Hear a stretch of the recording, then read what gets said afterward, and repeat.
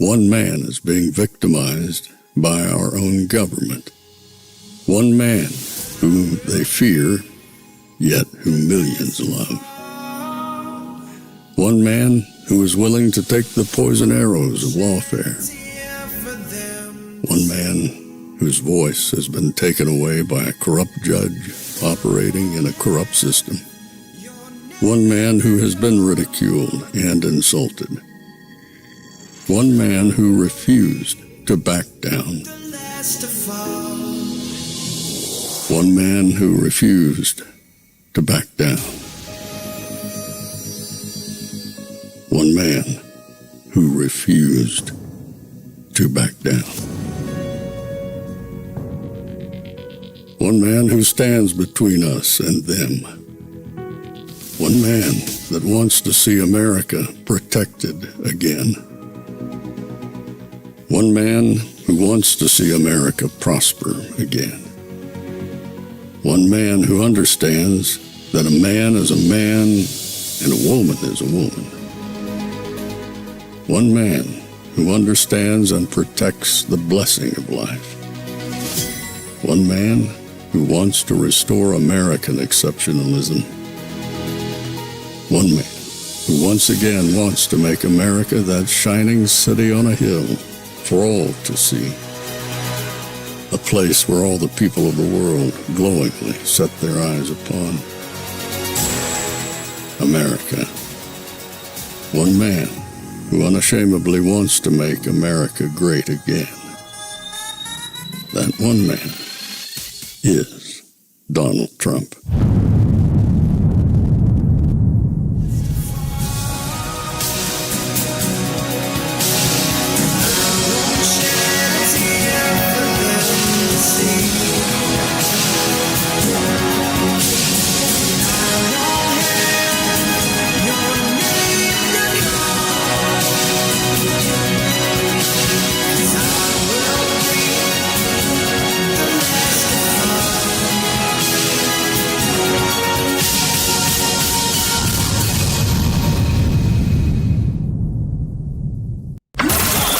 This is Fanfare with Barry Cunningham. This isn't a Republican Party right now.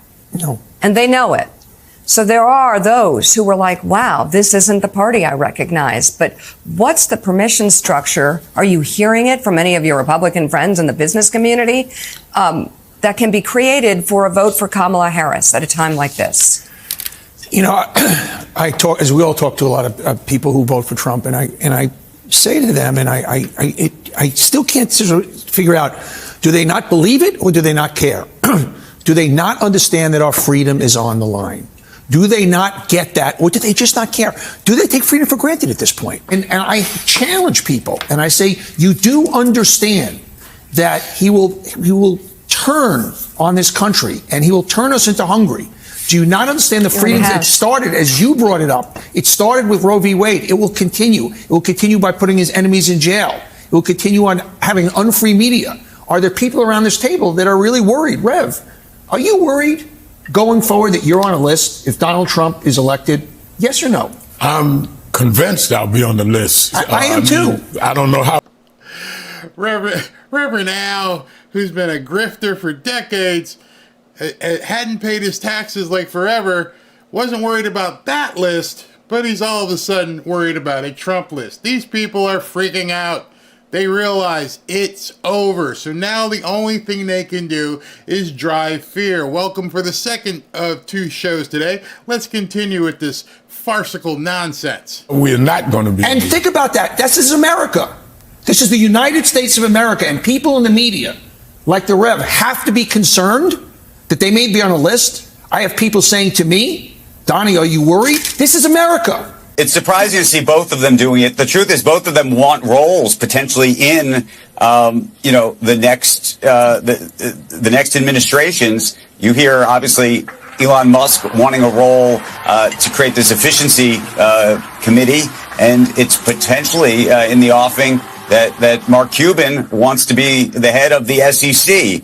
You know, I will say that I always thought that I liked to believe that the business leaders in America given, frankly, the market pressures to be down the middle to some degree, would be a governor on some form of the truth. And so it's disturbing to me when you have folks that have not just the big megaphones, but credibility, at least credibility in certain parts and certain areas. I mean, clearly Elon Musk has done remarkable things as an innovator, and yet he is now. I've done a couple shows now on the sheer panic from the left. I mean, just abject, widespread panic. And I don't mean the band. I'm talking about widespread panic. These people are freaking out. This isn't a party. These aren't people who think that, it's a comeback is possible. If you thought a comeback was possible, you wouldn't be acting like Chicken Little, going absolutely nuts. The word has come down from the Democrat authorities, whoever that may be, to get out there and rally these people and let them know, oh, the shit's about to hit the fan. And I'm going to show you something in a couple minutes that tells you it's really going to hit the fan. Talking about election interference and trying to undermine and suggest potentially that this election is going to be subverted. And that to me is very, very dangerous. And I just wonder, do these guys all sit in their bubbles up in Manhattan and Washington and realize they are probably the worst purveyors of misinformation out there? All they're doing is spewing their worry and their concern for what's about to happen. You see, they understand that Elon Musk gets in there and he starts slashing and cutting all kinds of agencies. Ooh, there go their inside sources. And, these people on MSNBC, they realize what Elon is going to do, which is why I'm simulcasting right now over on X. They understand he's building an amazing platform that people aren't going to have to look at news programs anymore. All those cushy multi-million-dollar jobs, gone. I mean, basically in an instant. Once he gets his integration correct and put that in place, where he's going to be able to put, X on television sets. He's already got XTV. If you haven't downloaded it, but XTV is in its infancy, and that's growing. And there's no reason at that point to ever log on to a news program ever again. At that point, you can pick and choose who you want to hear your news from. You don't have to be force-fed the pablum from MSNBC, CBS, and all the others, because now what they've done, they've exposed themselves as ideologues. Now, there's no secret. I am a Trump fan, and so only people who really support Trump would actually watch me, but at least I put that out there. Y'all should just go ahead and say we are Democrat stations. Maybe you'd do better if you just stop trying to lie to the people and cater to your specific audience. That's what they're going to have to do. The problem is, I don't think their audiences are big enough. When Joy Reid gets on and talks about her Hitlerian fantasy about Trump, I don't think there's a whole lot of people on MSNBC that want to hear her. There are a lot of people like us who laugh at her and put her stuff out there just to make fun of her. But I don't think they have enough of an audience to basically carry them through. Now, you would think CNBC would. You would think CNBC that talks about business would have enough of an audience, but it's obviously they're terrified as well. I always thought that the market pressures would prevent such a thing from happening, because somebody like that would say, look, I'm selling cars. I don't want to actually have both sides coming at me. And therefore, you'd have people who are focused on the truth. Okay, do it. There's nothing preventing you or Mika, who you're talking to, from focusing on the truth. And I worry about what's happening here. I worry about how divided not just the country is becoming, but actually that some of these individuals are being used in this way. If in fact, I think some people need to realize at this point, it's a tough pill to swallow. And that pill that you have to swallow is that, yes, this country is divided, and there's a good portion of people who are never coming back.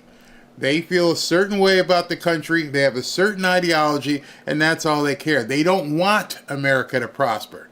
Now, I'm fairly sure there are Trump supporters who want America. And if Trump started doing stuff that wasn't in the best interest of America, we would look for somebody else as well.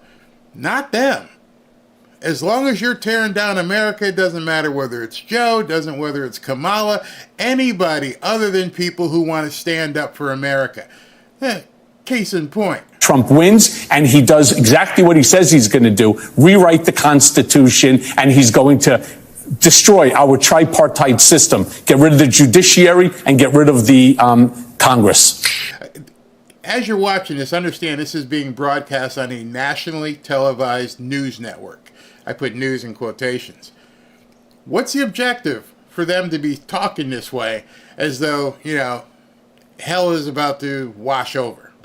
Mike Schmidt, my husband, wrote a story about all of the people that he already used the Department of Justice against. Making the same point you are, the reporting tells the same story that you're telling, that when Trump talks about targeting the enemy within, it is something he already did. He pursued Jim Comey, he pursued Andy McCabe, he pursued and jailed you. When you hear... When did Trump jail Michael Cohen? The vice president make this argument, I know you would like that extra point to be made, that it's not a hypothetical, it's real. Can you tell people what it's like to be an American citizen and have your own government at Trump's direction pursue you? Maybe you should interview, I don't know, Roger Stone, perhaps Peter Navarro, or, I don't know, Steve Bannon. Oh, you can't do Steve Bannon, he's still in jail. No, you don't want to do that, right? You want to talk to this nut job. There's no words to describe it. I can't believe that this is the America that we're talking about. This is something you see in Russia. This is something you see in Saudi Arabia. This is something you see in North Korea, in China. You don't see this in the United States of America, but guess what? We do. We just saw it. Again, Peter Navarro, Roger Stone, Paul Manafort, name a person. Why are you people all weirded out right now? You'll have your say.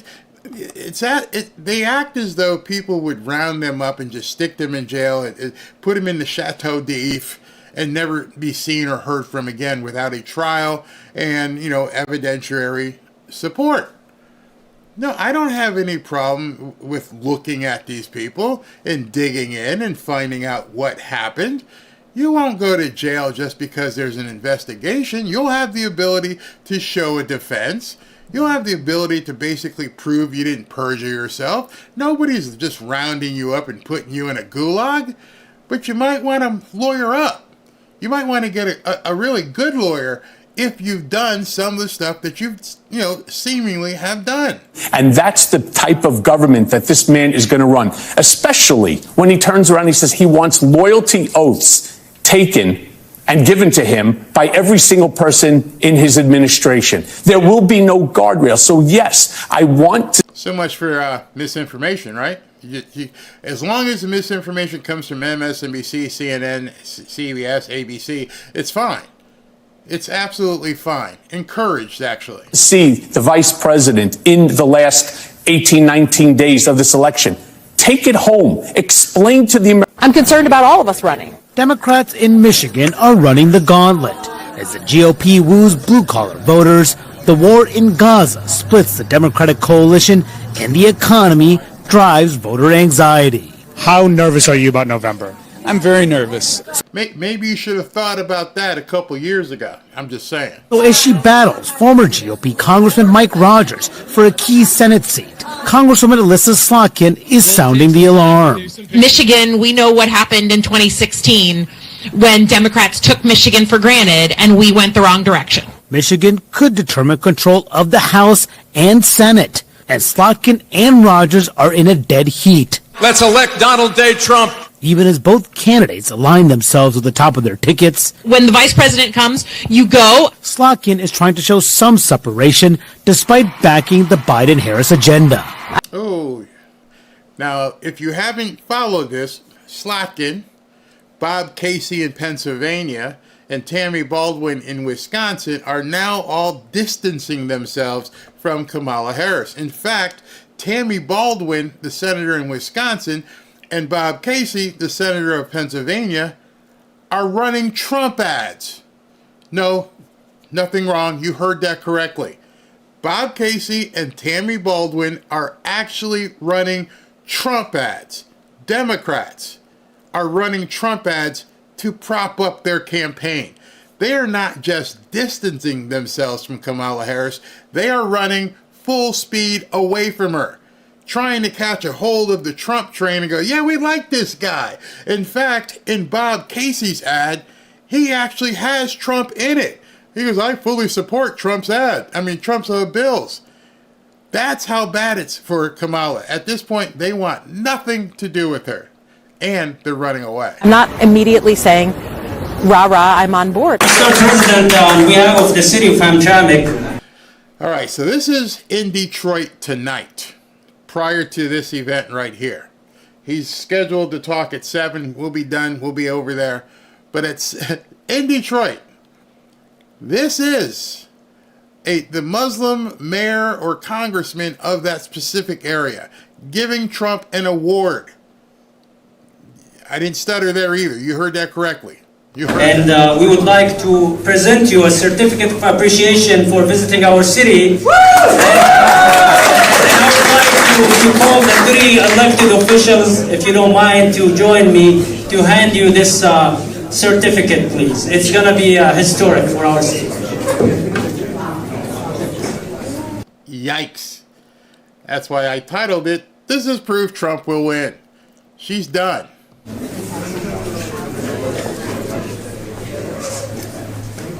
Oh, look at all those people of color who are Muslims backing Trump. Ooh, Joy Reid and the rest of them are ready to hop out the window at this point. Oh boy, oh boy, oh boy. That's nuts.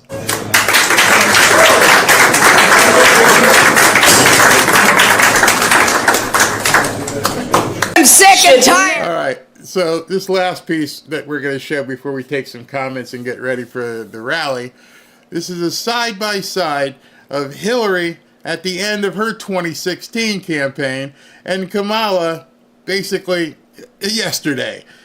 The similarities are so, well, I'm going to do this full screen so you guys can just breathe in and take all this in. You ready for it? You're going to love it. Of the negative, dark, divisive, dangerous vision and behavior of people who support Donald Trump. It's time for us to say no.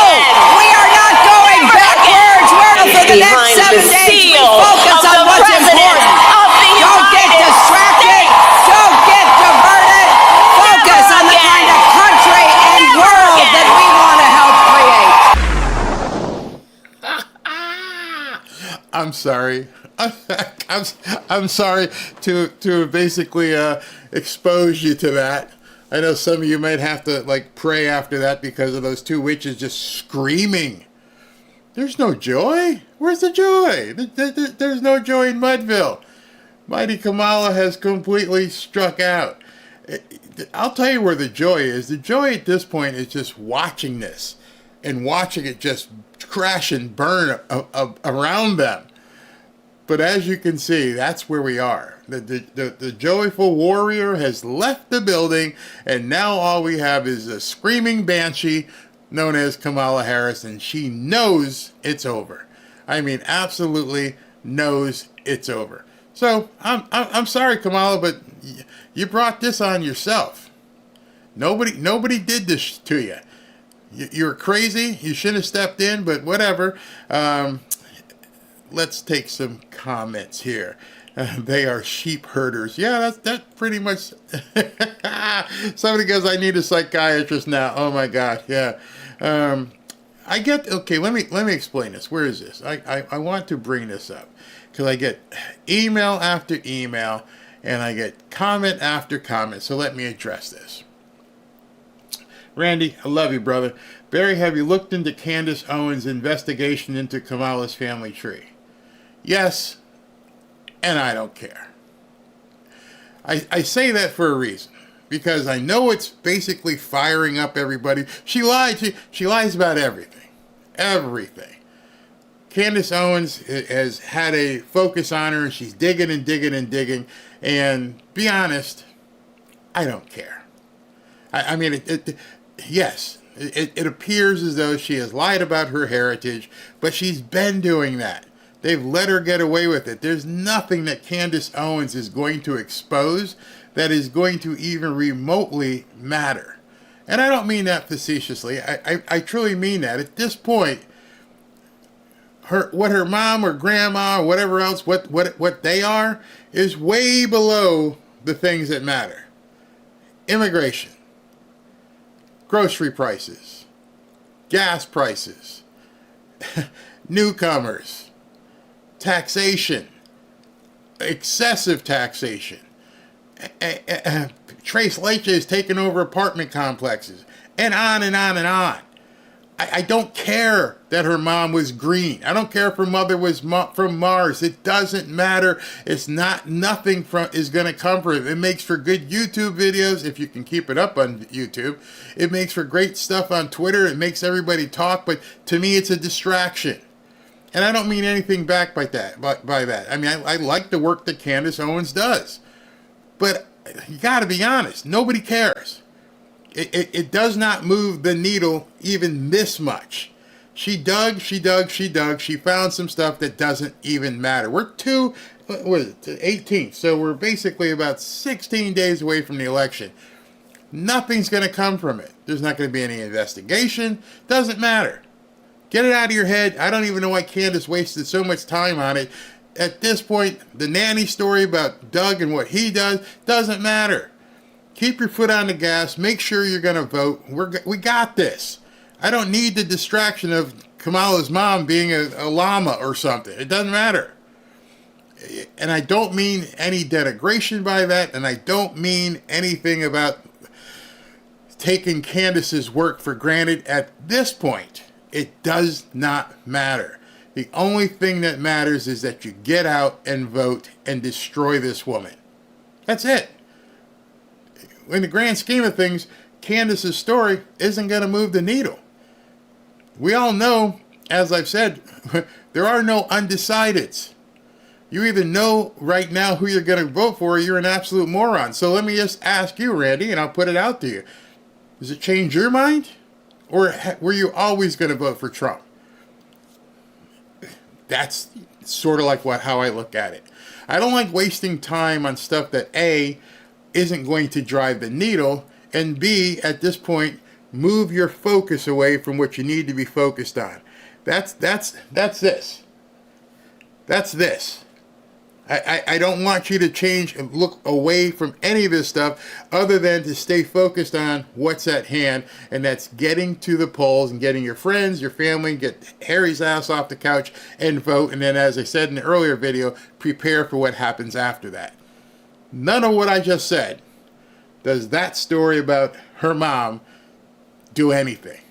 And that's pretty much why Trump's not pushing it and nobody else is pushing it, because that's the kind of story that would have mattered months ago, but nobody dug in. And it, at this point, it may be 100% true, but it doesn't matter. Doesn't matter at all. Candace is not monetized. She's doing it in defense for Janet Jackson. It's more honor than anything else. Yeah, I don't have the time. I'm focused on getting this man elected and doing everything I can to get him elected. Janet Jackson, sorry. Candace, not monetized, sorry. Doesn't. You tell me it moves the needle. If you tell me that people would give a crap about it other than talking about it, and the answer to that question is, if that story wasn't there, would you still be voting for Trump? That's your answer. It's not convincing anybody. Some people don't know how to vote. You need to make a video to show them. Oh, God. The vote right now is all that matters. Get out and vote. Absolutely, Stacey. That's a believe you. Onward, Christian soldier. All right, Brian, you're one of these people say it matters. Tell me how it matters and why you should take up time with it. I'll wait. I'll wait for any of you. Why does it matter and who does it matter to? And you're not explaining that when you say it matters. Okay, what's it matter? Does it change the way you are going to vote?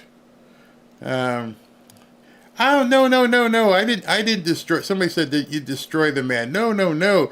Randy. I mean, okay. Randy has been watching the shows. And one of the things that gets to me is when people say you destroy. We can't talk honestly. We can't talk man to man. Destroy him? No, I'm just saying it doesn't matter to me. I'm not destroying anybody. I respect somebody's opinion, which is why I asked the question. Tell me how it matters. That's not destroying. That's two men talking. I mean, I wish this was a two-way conversation. I wish I could take phone calls. I'd say, all right, Randy, give me a call. Let's talk about it on line one. We've got Randy. Randy, let's talk. Uh-oh. That's a great idea. I'm going to get that set up. I would love to do that. I hate this one-way stuff. I'm going to work on that next week and see if I can't set up a board here where I can take Randy on line one. Randy, what you got? What's on your mind? Oh, well, I think Kamala and her grandma were green people from Mars. Great. That way I could say it to Randy and you guys could hear it. Randy, what's the deal with it? Why do you care? Randy would tell me why he cares. I'm like, all right, brother, thanks for watching. Talk to you next time. We're going to get some calls. I'm going to be the only one out here. I'm going to make a commitment. I'm going to make that happen. I'm going to be the only one you watch that takes live calls. How you like that? I think we can, you know what? I got to figure out a way here on X maybe where I can do an X at the same time I'm doing a broadcast where all of you, we're going to figure it out. We're going to publish a number. You can dial in. It'll probably be busy all the time because I'm sure it'll light up. Would you like that? Would you like to have a live call-in show? I remember Rush Limbaugh used to do, I was going to say Panty-Free Friday. What was it called? Call-in Friday or something like that. Maybe that's what we do. Today's Friday, and what we would do is do call-ins. You guys up for that? Yeah, after all said, Barry, that sounds pretty cool. Yeah, I'd love to do that. Yeah. And you're exactly right, Garrett. People have opinions, and I hate the fact, Randy, I love you. Don't turn off. I love the fact that people have different opinions. I hate the fact that I can't talk to him. I mean, he'd be right there, and I can't talk to him. I'd love to do that. Live calls, yeah, you have to put a delay because some of y'all be nasty. I don't want to hear the nasty stuff.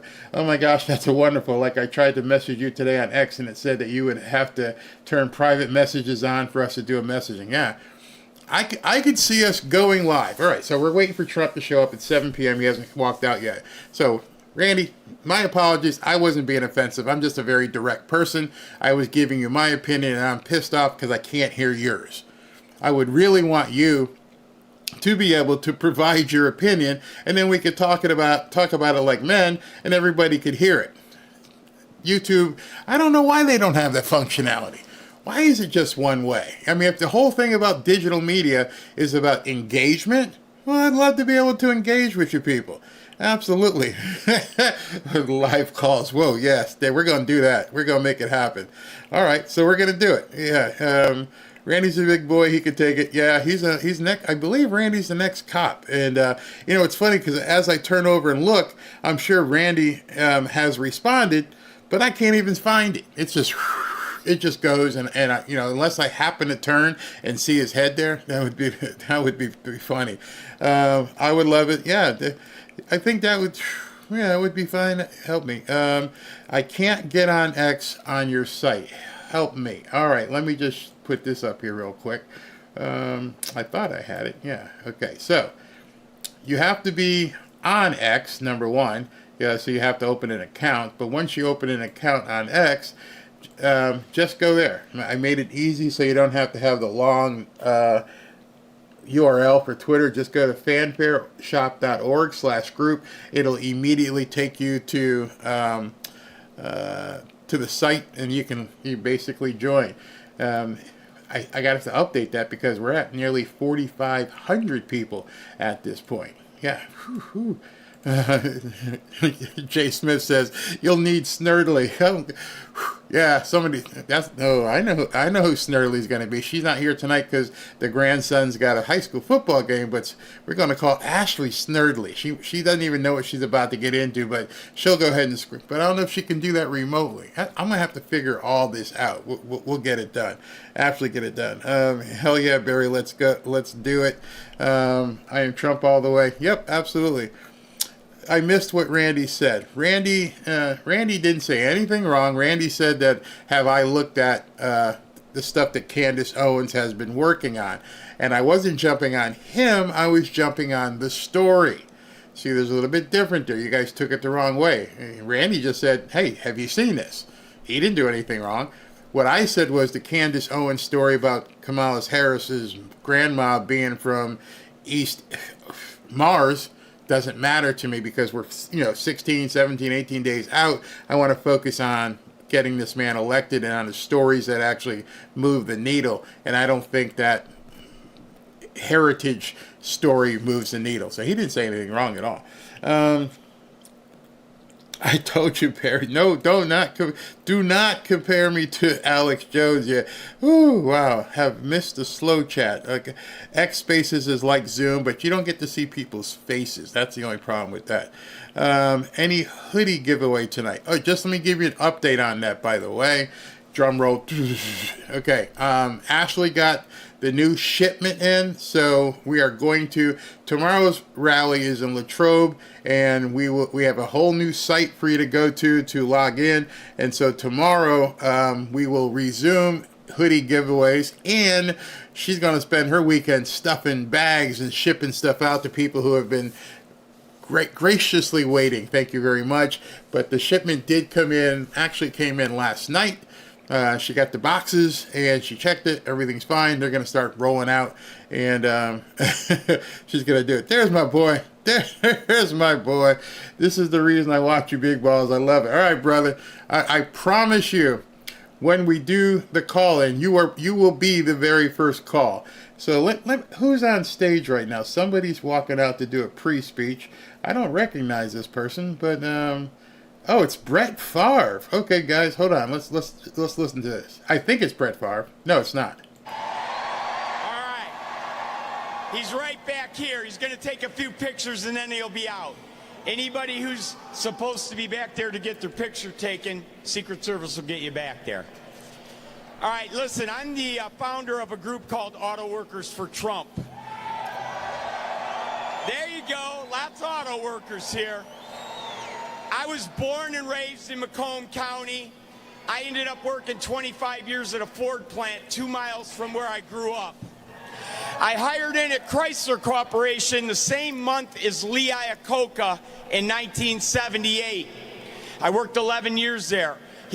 Chrysler was on the verge of bankruptcy. Iacocca was hired in there to save them. One of the things he did to save that company was downsize, make them cost-effective and profitable again. So part of that process was to eliminate my department. I was offered a buyout. It all worked out for me, but I saw Chrysler come this close to going bankrupt at that time. So I went back to school, got my associate's degree. This is very common in the auto industry. It's up, it's down, there's changes all the time. You got to be flexible. My dad told me when I hired in at 19 at Chrysler, be ready for the ups and downs. When you're up, put some money in the bank because you're going to be going down. It's cyclical. So I ended up getting hired in at Ford Motor Company when I was 38 years old. Put on the assembly line. I was almost 40, okay? So I worked 25 years for Ford Motor Company until I retired recently at the end of COVID. So, is the sound better? Let me know if it sounds better. Got through that. What a joke. Okay? We all know that story. But what I'm getting at here is the auto industry is up and down. We've been in decline, let's admit it, for 30 or 40 years. Why? Because our jobs have been getting sold down the river. They're moving plants to Mexico. It's been happening slowly but steadily. So now we have an opponent, Kamala Harris, who is a co-sponsor of the Green New Scam legislation. In that legislation, it said by the year 2035, we will no longer produce internal combustion engines in this country. If that were to happen, you can kiss the domestic auto industry goodbye. Anybody in here been to the Woodward Dream Cruise? All right.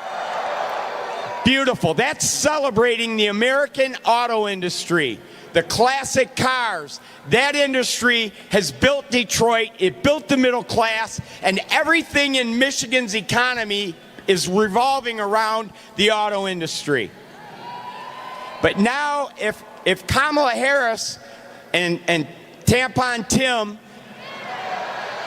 were to find their way into the White House, you can kiss all that goodbye. So we have a job to do. We got to go out, and every single one of us has to vote on the very first day of early in-person voting. And then that's 9 days ahead of the election. It'll be on a Sunday. It won't be your normal voting place. There will be a bunch of precincts that are allowed to go there, though, to vote early. You get your butts in there and vote early, and then you spend 9 days going through your phone contact list, telling every single person you got in there to get out and vote in person early. If we do that, our vote is too big to rig. The cheating that went on down here at Cobo Arena, it was called TCF Center at that time.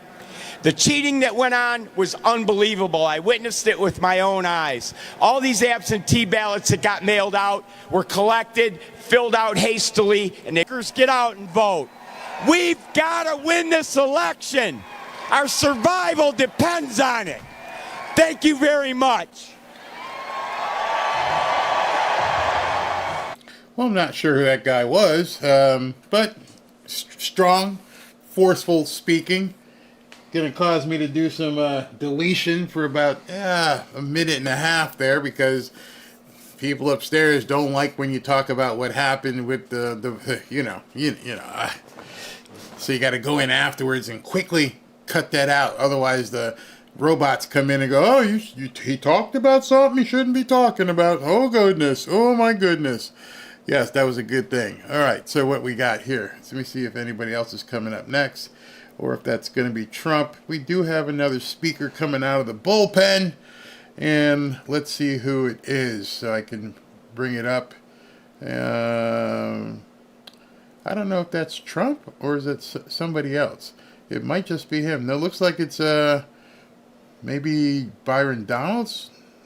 Yeah, that's the man. It looks like we got Byron Donalds. Let me see if we can listen to it, or if there's music playing. Nope.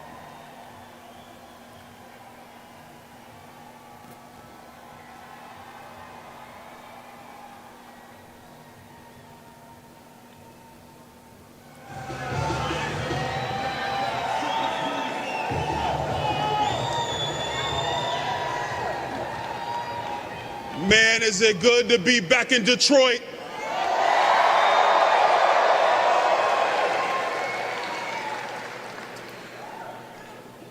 "18 days, Detroit. 18 days to win the state of Michigan. 18 days to make Donald Trump the 47th president of the United States. 18 days to make America great again." And I got to take this one from the president. I'm sorry, Mr. President. I got to take it from him right now. 18 days to tell Kamala Harris that she is fired.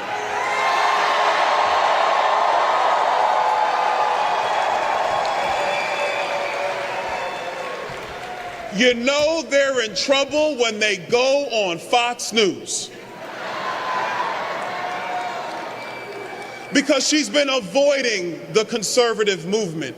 She's been avoiding the American people. All she wanted to do was say that she grew up in a middle-class family.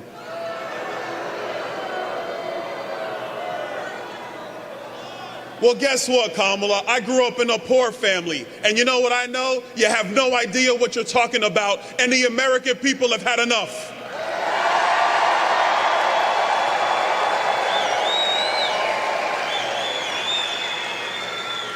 I mean, Michigan, she picked a guy that can't even load a shotgun right. I mean, come on. Come on. But we have a simple job in front of us, and this job is real simple. You got to get out and vote. Who here has voted already? That's pretty good. Who's getting out to vote tomorrow? What I need everybody to do is make sure you get your votes in before Election Day. Get them in early.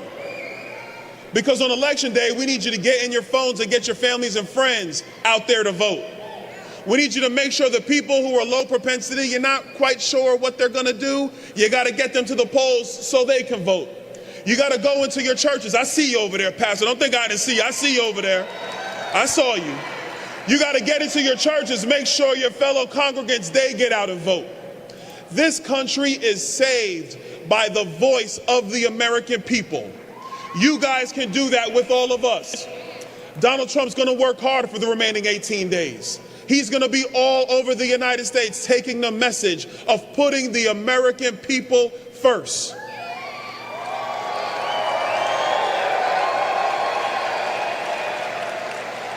In 18 days, we get to tell the press that we believe in a strong economy where prices are stable and people can actually get ahead.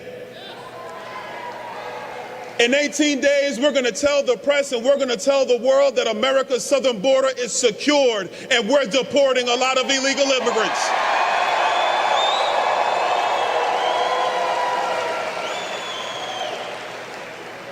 In 18 days, we are going to protect women's sports and get men out of those sports and get boys out of the locker room.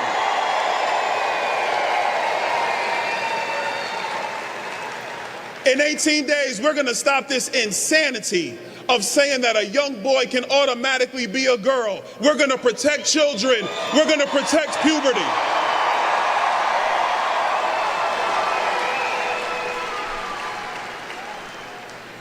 In 18 days, Pastor, you're going to like this one.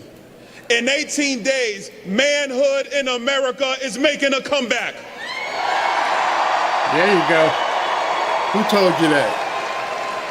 And in 18 days, Michigan, in 18 days, Michigan will go red and Donald Trump will be the 47th president of these United States.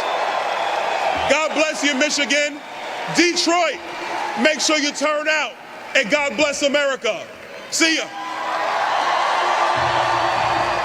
What do you know? He said something about in 18 days bringing men back. It's almost like I get the script ahead of time, but I don't. I can just see where things are, and I bring it to you according to the lay of the land and what I can see. And yes, this is going to have to happen with men leading. That is no slight on any woman. God knows I have one of the most independent, strong women you'd ever want to meet. I've told you many times, if I piss her off, I got to sleep with one eye open. But that being said, it is going to be on the men to be men. Make sure you bring it. Protect your families. Get out there and lead and do the things you're supposed to do. Looking to see if they're bringing somebody else up. I don't see yet. One of the things I normally read the super chats after the show, but I got to acknowledge this one. Daniel Hall, simply amazing, brother. Daniel Hall with a huge super chat. We should go to their events. Kamala last line, when we fight, we win. With a bunch of casuals there, we can change the last hurrah. Absolutely. So this is going to be the senator, forget his name, Mike from Michigan. But Daniel, thank you very, very, very much. Greatly appreciated. Salute, brother. Thank you very much. All right. All right. Are you ready to give the President of the United States a Motor City welcome this evening? I know you are. You know, thanks to the Democrats, the most expensive vehicle to operate in the state of Michigan is your grocery cart. We got a lot of work to do. And I'll tell you this. They often say, we're first at this, the Democrats. We're first at this. We've done this. We put somebody in that looks like this. Let me tell you the 4 firsts that they have done to us in the last 4 years. This is the first time in American history we now import more food than we export. This is the first time in our history that they built more foreign cars in America than we built domestic cars in America. This is the first time in American history that the interest payment on our national debt will be higher than Department of Defense. This is the first time in America that our collective credit card debt exceeds $1 trillion. And that means families are using their credit card to buy groceries at 23%. We cannot take another 4 years of the Harris absolute. Yeah, go ahead. You get excited about it.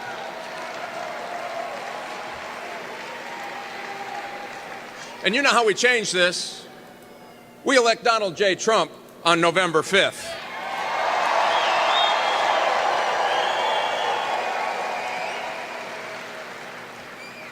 And here's something else we have to do. We have a lot of folks that are hurting around our state. A lot of folks here in Detroit are hurting. A lot of folks in the UP are hurting. We know families that are the last Youpers, you bet. The last 2 and 3 days of the month.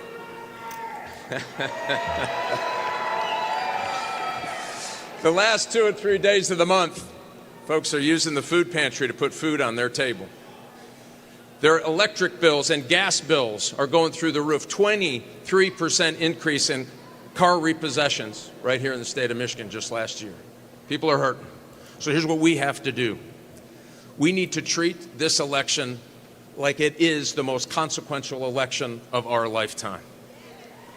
Do you think we are better off than we were 4 years ago? So let's work together to do this. We're going to stand up for police officers who are been treated. Yeah, you bet.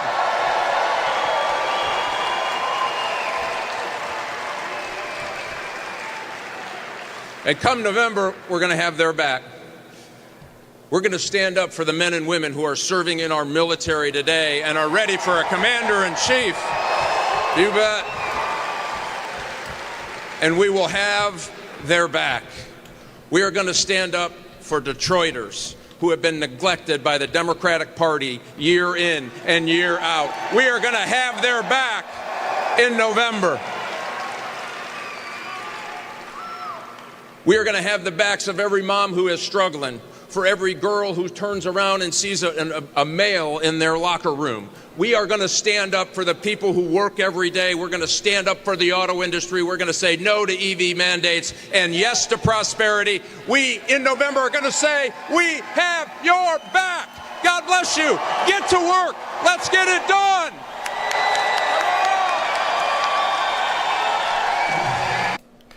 All right, so that was Mike Rogers. I couldn't think of his name. I knew his first name was Mike. Wasn't sure what his last name was. So this event is at an airport. The only thing that sucks about it is we can't see the big jet parked up behind where Trump usually parks it, if he took the big jet in there. So we don't know how he arrived. So in any event, it's at an airport outside of Michigan, waiting to see who the next speaker is. I have not seen it yet. Bring back our auto business. Yep, I can say that. If you guys haven't seen it earlier, William put up and said, "Hey, listen, can you talk about the interview that Tyrus did with Donald Trump?" If you haven't seen that, that was my 4 o'clock video where I broke down the interview with Tyrus, and it was an awesome interview with Tyrus and Donald Trump. I just saw something people were talking about early voting. Oh, okay. Here comes a firebrand.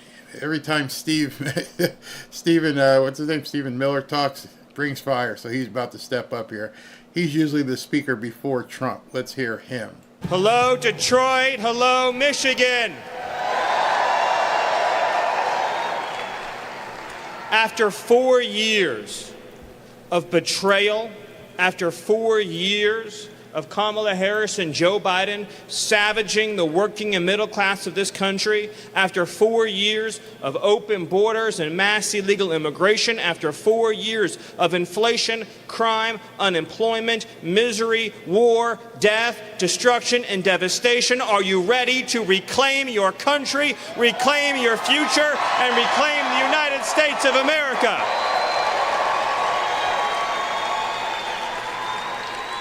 I ask you to think about the journey that we have been on over these last 8 years. Since the day that Donald Trump stepped forward and put his name into the ring, since the day that he stepped forward and said, I will serve you, what have they thrown at him? The machine, the corrupt establishment, all the forces, all the parasitic forces that have been stealing this country's wealth and jobs.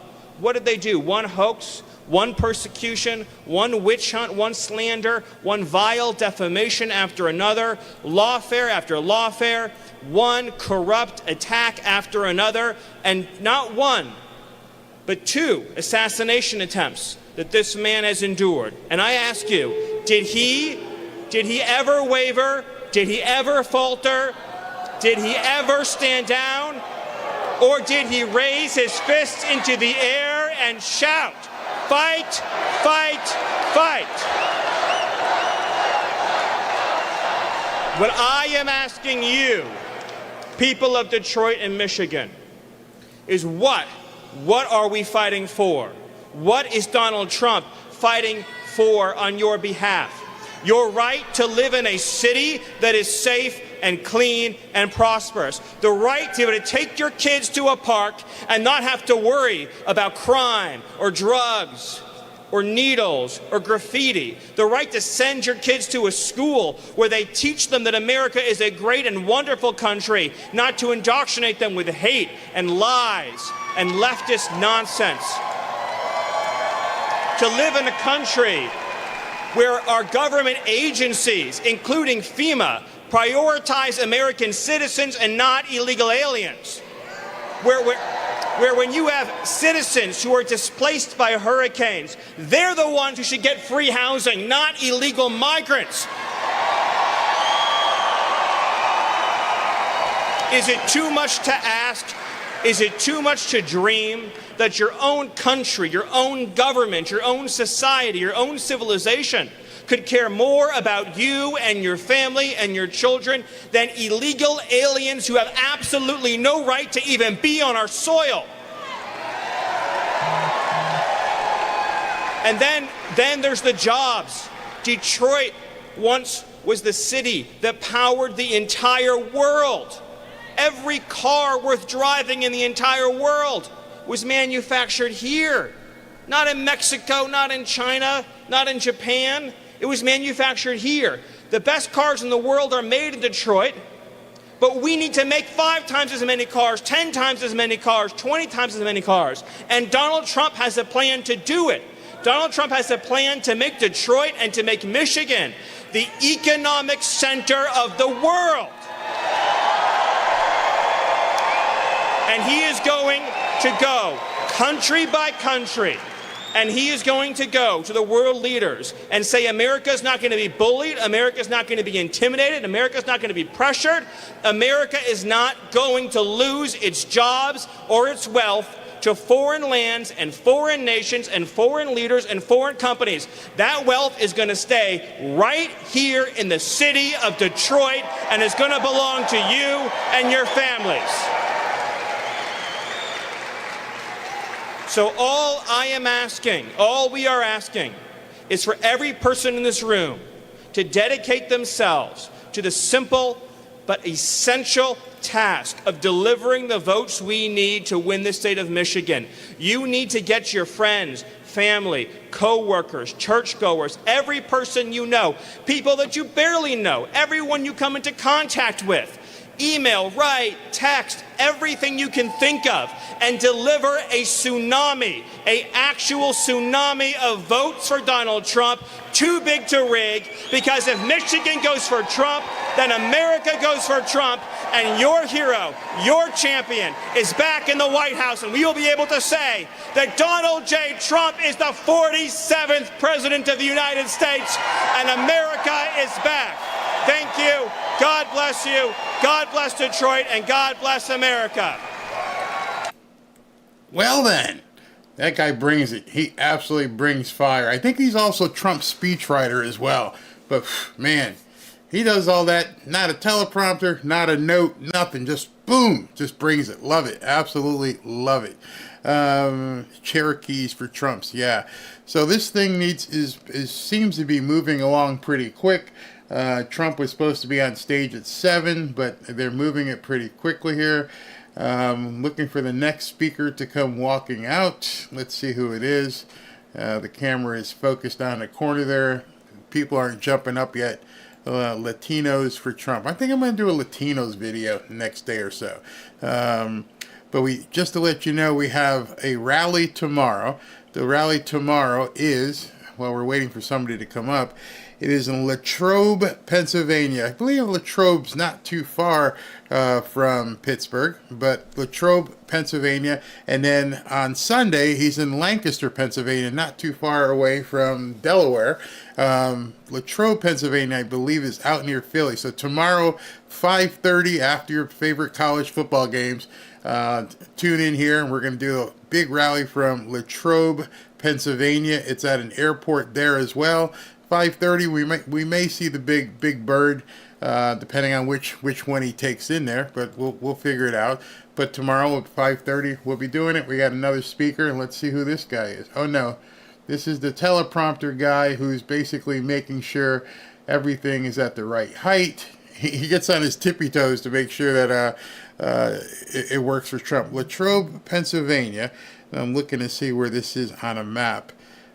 Seems to be, as I'm looking, it's out there in the middle of nowhere, that's for sure. What's the closest big city to it? Oh, it's basically Pittsburgh. So it looks like it's about 30 or 40 miles southeast of Pittsburgh. So it's going to be right there. He's going to be basically in the Pittsburgh market. So tomorrow at 5:30. Black Lives Matter. Yeah, absolutely. Love that as well. Let's see what here. Barry, what kind of...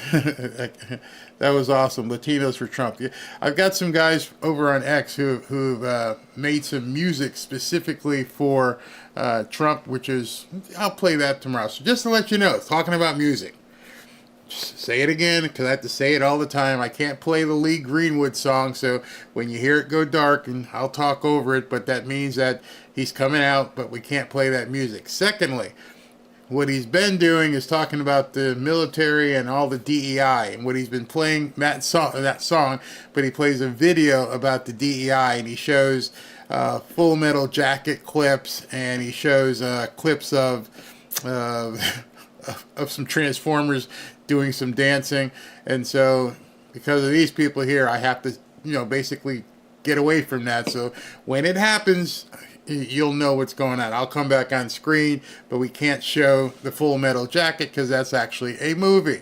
Hopefully he's updated the videos in the background, because he's got more information now. He's got some stuff that she's done in the last couple of days where she's basically screaming. I'm sure he could play all that stuff. Wow, we got 10,000 watching live, concurrent viewers. Wow, you guys have been really good. The concurrent viewership has really driven up. How do you keep up, Barry? Trump must be twins taking turns. Luckily, right now, I'm living like a married bachelor, if that makes sense to you. Those of you guys around probably know what I'm talking about, and I'm sure ladies know what I'm talking about. My wife is visiting family. Her stepmom is ill, and so I've got me and the little pooch here in the house, and so we're living like a married bachelor. Means that basically I can do what I want, put my feet up when I'm watching, don't wash the dishes, and then at the end of the week when she gets back, I have to scramble and do everything, or call the housekeeper and say, can you do something here, because I screwed up. But right now I'm good. I've been keeping up on things. I haven't even cooked since she's been gone. I just, after I get done with the show here, I dial up some food. Love DoorDash and all that kind of stuff, and they bring Uber Eats, and they bring food. So it's so sad that you cannot show that. We're in America, for Christ's sake. Keep encouraging Elon Musk. That's the answer. And those of you who have been on Facebook, and you just have to understand, this is rented land. I don't own this, and so because we're here, we have to play by their rules. And their rules are you can't say these certain things. And not only can I not say it, I can't show other people who say these certain things, because it might hurt their nipples. They might get a little offended or something. You know what I mean? Like I said in my earlier show, it's time for men to step up. And that's just not at the voting booth. Men need to step up in business. Men need to step up in the workplace and say enough of this stuff, okay? Somehow, I don't know how, but somehow we all survived for 250 plus years without having to, oh my God, somebody's offended. I'm not offended. If I don't like what somebody has to say, I hit the remote. There's probably like 5 or 6 shows that I actually watch on TV, and if they start with that crap, click, it's off. I used to love Law and Order. It was my Law and Order SVU. I can't even watch that stuff anymore. It's ridiculous. And now, wife and I used to sit down on Wednesday nights and watch Survivor. Then it started up on Survivor. Everybody, never mind. You know who the contestants are. And I'm like, that's not even representative of real life. How do you have 4 or 5 contestants that, and I'm like, and they all, I don't know if you guys, I don't mean to go on a diatribe. Let me just say this. I watch Survivor with my wife. If you guys watch Survivor, raise your hand. I can see it. Have you ever seen a more soft group of pansies as they are now on Survivor? It makes me fearful for a younger generation. Every single episode, somebody's crying. And I think to myself, that's another reason we need Trump back. Stop with these softies who get upset about well, you got an idol, I know. What? Drives me crazy. People are crying all over the place because their feelings is hurt for nothing. And I asked Robin, I said, Robin, they filmed this over like 38 days. So if you're lucky to go from the first day to, the final tribal council, you're there for 39 days. I'd miss you. I'd miss you a lot, especially your cooking. But I'm not sure I would break down and cry because I haven't seen you in like a couple weeks. In fact, there's often times where I'm like, you got someplace to go? You need to go visit your family or something? They might be missing you.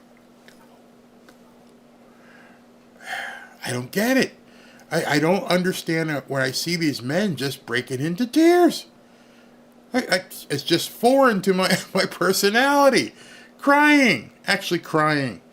But anyway, I digress. So they're showing Byron Donalds taking pictures and stuff. It's funny. Joey, you say snowflakes instead of Survivor. I was like, you know what really Survivor would be like? Don't take them to Fiji where it's beautiful. Ship them to like Alaska, where it's like 2 degrees below zero, and they got to figure out what they need to do. And that'll eliminate people too quickly. I guess you wouldn't have 39 days because a bunch of people would be ringing a bell, get me the hell out of here. And then the other part is, I'm a big guy. I'm not in as great a shape as I used to be. Nowhere close. But if I signed up for Survivor, you'd bet I'd be in buff Billy. I would be in buff shape. I would know how to fish. I would know how to swim. And I'd know how to make a fire. And I'm like, where do they find these losers? There's an ocean in front of you. And nobody ever goes and finds fish. Maybe it's because I live in South Florida and I know how to fish, but damn. Get out there and go fishing. Shimmy up a tree and shake some coconuts out. Go chase around some, I don't know. I don't like, they're all sitting in the camp. Oh man, I'm so hungry. I'm really hungry. Sorry, I digress. Anyway. I feel you, Barry. I asked my husband, are you golfing on Saturday? You want him out the house. I guess the football season is like the worst thing for housewives or women. I don't want to say housewives. You're like, can you not stay here for like 7 hours watching TV? I kind of get used to you not being here Monday through Friday, and now Saturday, it's football season. You're parking your ass 2 days a week in front of the television for 9 hours a day. All day Saturday and all day Sunday. I don't have that luxury because, of course, we live in South Florida. There's lots of things to do. So I've had to learn how to do stuff instead of just watching TV. I love this. They should do a new Survivor. or how about this? You're saying housing newcomers. How about, hey, we've taken people to this apartment complex. It's located in the heart of Chicago. And what you have to do is survive the next 39 days as the Trace Laches come to take over your apartment complex. How are you going to survive? You're going to outplay, outwit, outlast? Coming up next on CBS. And let them deal with that. Yeah, these guys come in, you got to pay me. I don't have any money. You need to, do what you got to do. Go out and sell, pick up some cans, but when you get back, make sure you got to pay me. That would be awesome. That would be awesome. Barry Cutter, two great streams tonight. Trump and Elon Musk speaks at Town Hall in Pennsylvania, Philadelphia. Elon almost got me in trouble last night, man. He didn't. There are more snowflakes now than ever. Yeah, there's something wrong with that because I know if my... Think about it. Some of you guys are about my age. Would your father... What would your father do if he saw you crying because of X, Y, and Z? I remember there was something my dad, my mom used to say it as well, because my dad wasn't the disciplinarian, my mom. And, it was a favorite saying of her. What are you crying for? You want something to cry for? No, hey, I'm good.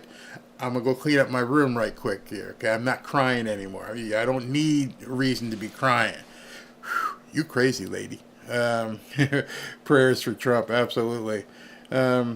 Reality TV will give you a lobotomy. I bet you every one of you could probably write a better reality TV show about this point. I can't stand to watch TV. What's it say? How about Survivor? I can't find my worm. Whew, I lost my worm. Oh my God, it's crazy. West Indians for Trump. Where'd that go? Oh my goodness. Somebody wrote West Indian and was going to talk to my brother from the island, man. Oh man, I lost your comment. That went by quick.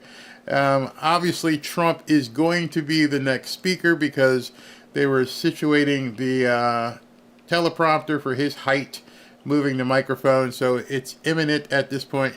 Yeah, that's what my mom used to say. I'll give you something to cry about. Sound like a country song. She could have written it because she did it. She could have done it. Yeah, my mom and dad's favorite saying growing up. I mean, somehow we survived. Somehow we grew up and maybe there were a few people that were traumatized because their parents whooped up on them and stuff. I understand that could be horrible when it was overboard. I completely understand. But for the most part, it was minimal. Very minimal. It was horrible for the people who had overbearing parents that would do some bad things, but for the most part, discipline was something. There's Ashley emailing me, so I hope it's good news. Okay, so she's doing something. Native Americans for Trump. Yeah, exactly. How tall am I? I am 6'2". I'm supposed to be 6'2". I'm probably about 6'1.5" now as I get older. But I've lately been going, I don't know if you guys have ever been to this thing called the stretch zone. And the stretch zone is a place where they stretch you. And it's better than physical therapy. I mean, I go in once or twice a week and these guys bend me like Barbie and I'm doing all kinds of stuff. And it's like, you just feel the blood flowing. It feels so good. And he goes, a lot of people come out of here taller. People are asking for slow mode, SV says. So we will quickly change this to slow mode before he walks out so you guys can actually enjoy what's going on. Where is it? I don't even see it in here. Okay, slow mode. Let me change this real quick, please. Going too fast. Okay, so slow mode. Let me explain to those of you who are new here what slow mode means in case you haven't run across it before. Slow mode means you can only comment every 60 seconds, and because the mods and everybody, it's going so very fast, that people are asking for slow mode. Does not mean you're blocked. You are not blocked, so don't worry about that. It's just every 60 seconds. My mother said, "You think I'm going to beat you?" No, your dad's on his way home. Kupuckets, yeah, I see trolls. SV just asked me to slow it down, so we're slowing down right now, waiting for Trump to come out. Looks like they're doing some preview stuff. Thank you, Barry. I am in slow mode right now. So yes, we are going slow motion right now. What else we got here? Living in southeastern Ohio, we hunt, we fish, we garden, barely get internet service. We need Starlink. Yeah, better. Those are definitely good skills. Down here, most people, I mean, we're too much of an urban locale, so we have a ton. But definitely fishing down here. Let's see what we got. Mark Cuban. I don't know what's up with Mark Cuban. I mean, I don't know if they got pictures of him at a Diddy party or what, because something's not right.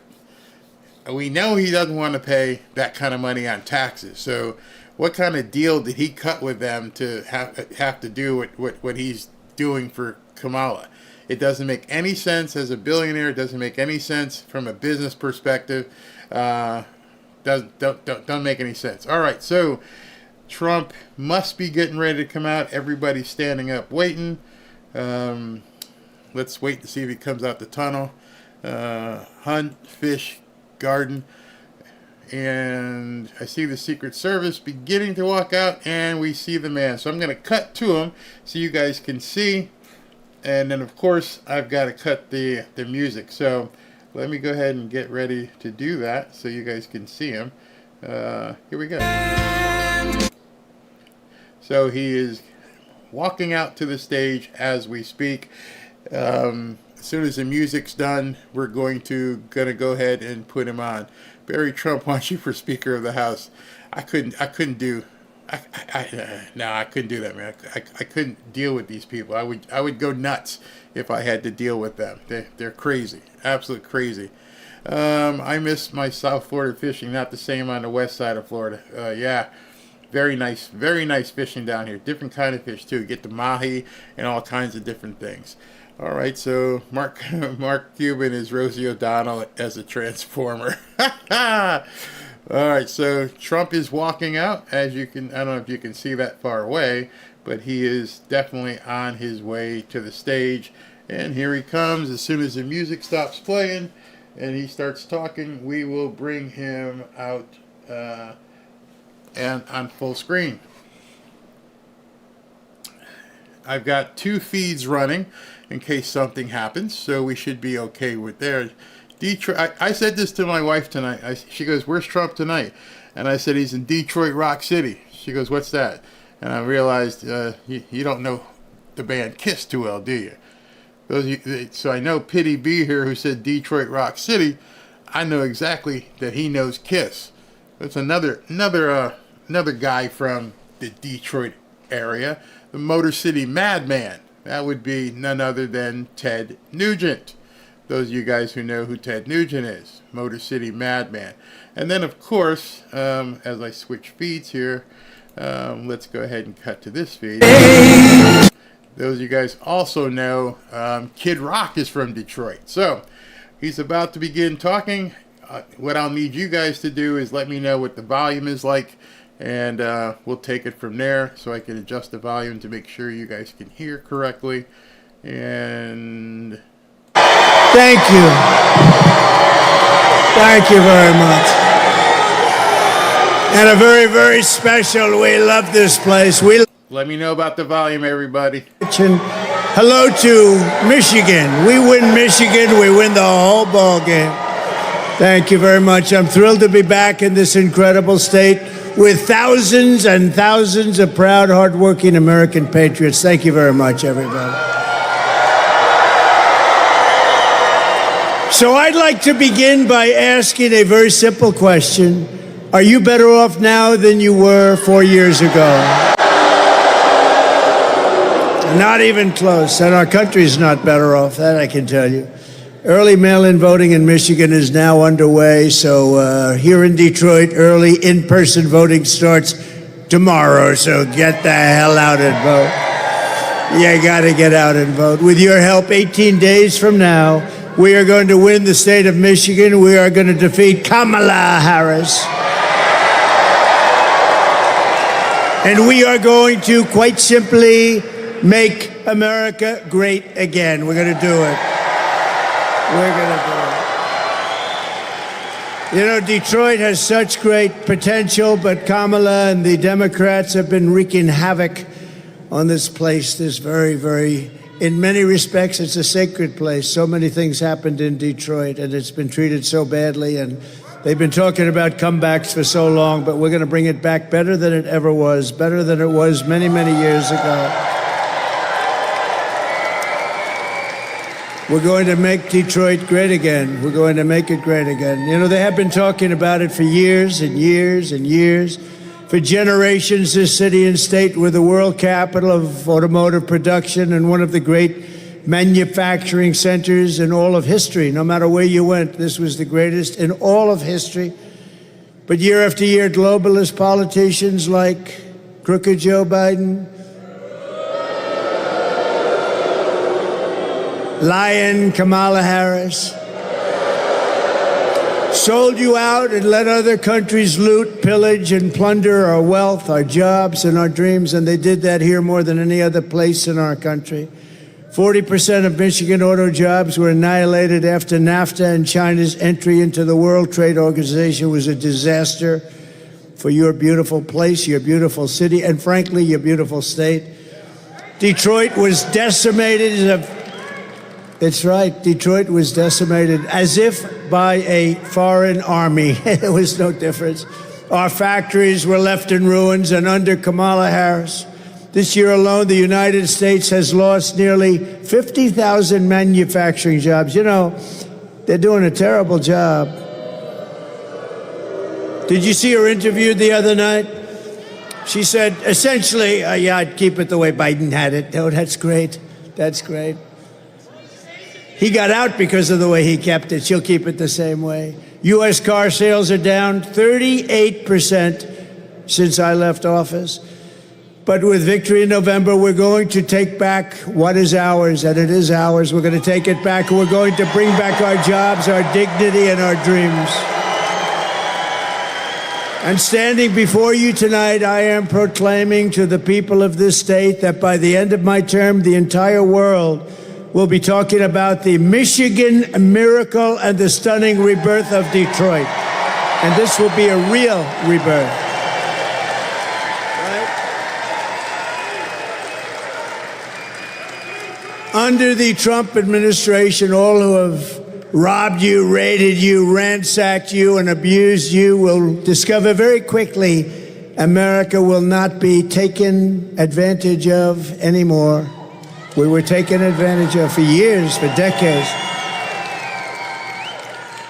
We will reclaim our stolen wealth, and the days of Detroit's economic glory will return greater and stronger than ever before.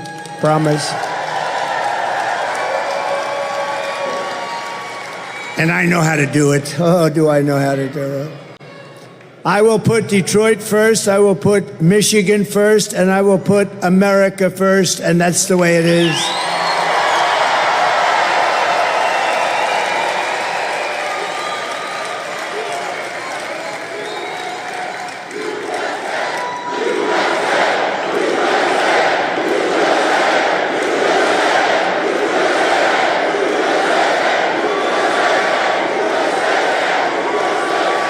As we speak, China was building a gigantic auto plant in Mexico. You know about that, and really more than one.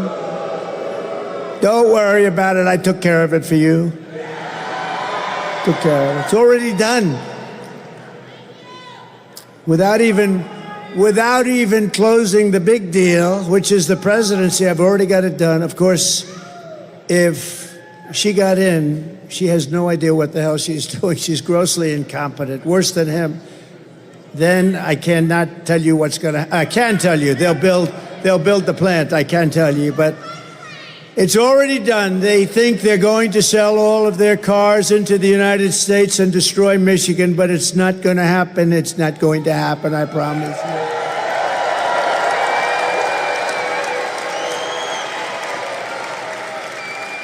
you. No, they're building giant plants, and now they just announced something which is going to save Detroit, because you would not be able to compete with this plant, the biggest in the world by far. A friend of mine builds them. He said, the biggest in the world. He wanted to show it to me. I said, no, thank you. I have other things to do. I want to see the plants built in the United States. That's the ones I want to look at. So I said to him, John, a year ago, I want to see a plant. And he said, sir, we'll have to go to Mexico. I said, I don't want to go to Mexico. I want to look at one here. I said, there's no big ones being built in the United States. I said, that's bad.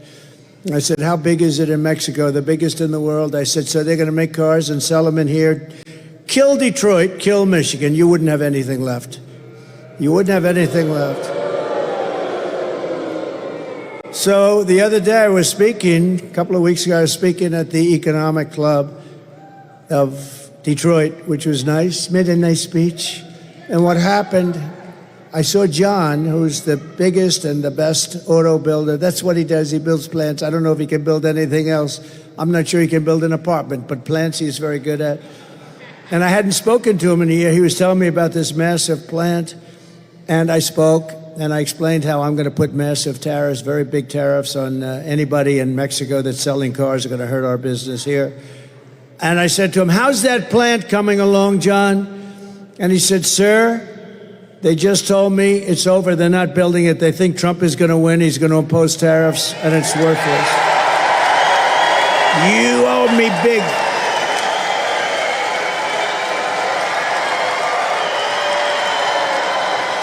You owe me. You owe me. So they stopped construction. They're not building it. And Detroit will survive, but now we got to make it more. Now we're going to build the plants.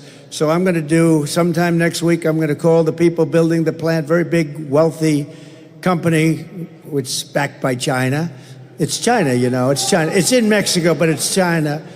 And I'm going to say, build your plant in the United States. We want people to build plants in the United States, employ our people. That's what we want. And if you do that, it's a whole different story. And ideally, they'll build it right here in Detroit. And we'll get Detroit moving.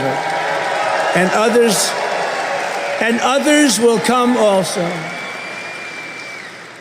So vote Trump, and you will see a mass exodus of manufacturing jobs from Mexico to Michigan, from Shanghai to Sterling Heights, and from Beijing to right here in Detroit and other cities all across America.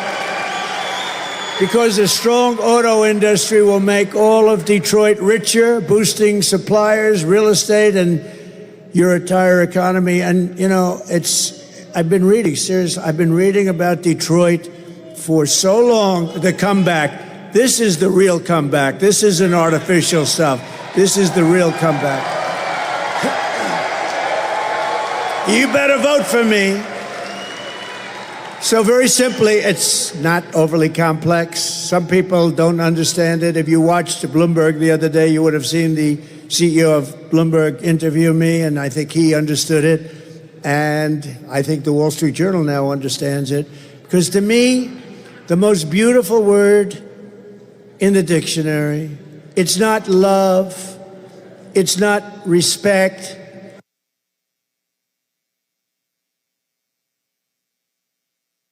That's not me. Let me go to feed number 2 here real quick. Let's see here. Both feeds are out. All right, so there must be a problem with the vocals on the feed. Both feeds are out right now. There is no volume coming from either feed. Not sure why. Maybe that's why he's stopping. He's waiting for them to fix it. Nope, he knows it. Okay. He's waiting for them to fix it as well.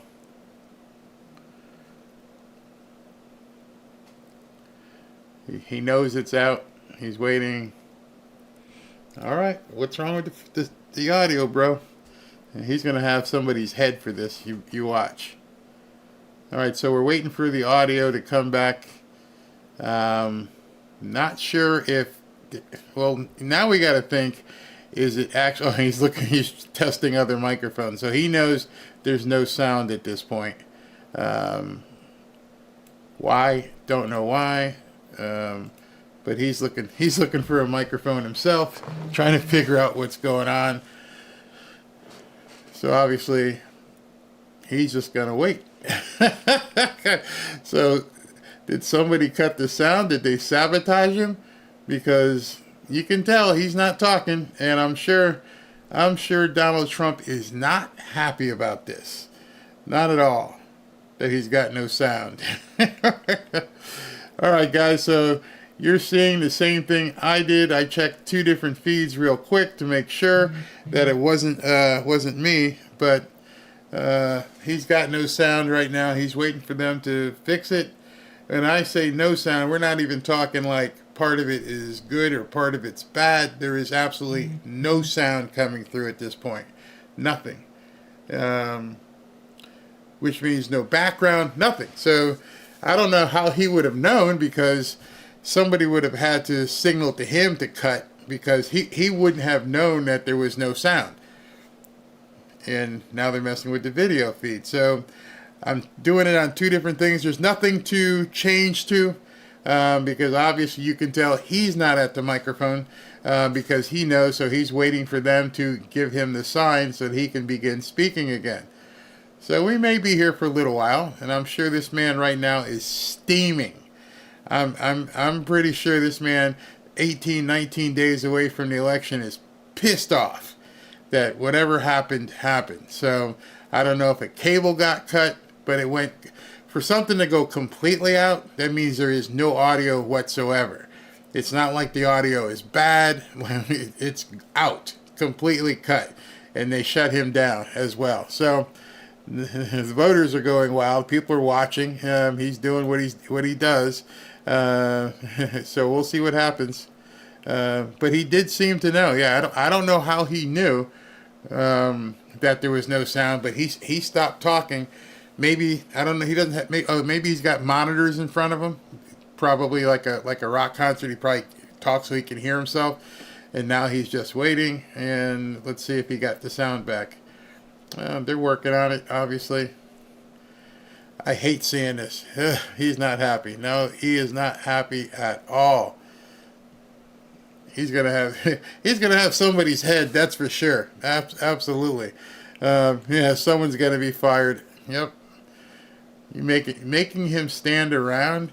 I'm sure they did sound check 2 or 3 times, but for this to happen, it would almost have to be somebody pulled the plug. This is rigged. Get out and vote and save America. And if you notice what happened, it was very interesting. Okay, someone's talking to him, obviously. You can see that. But the top mic went out. And then the replacement mic went out. Looks like we've got some sound back right now. And it doesn't look like he liked the news that she just gave him. I'm wondering if somebody did try to cut the cord. Interesting. Sabotaged, I bet. We'll see. Well, at least we have background music. Not music, we have background sound. He's waiting for a microphone check. And if you notice, the backup microphone was done as well.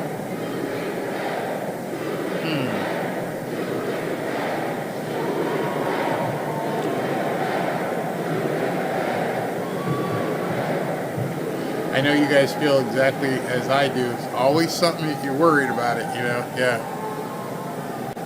Barry, you know this business. You know this was rigged. No way out. Presidential rally that something like this loses sound. No, they should have had redundancies and everything else. Somebody actually probably had to have done this. The man doesn't look happy. Doesn't look happy at all.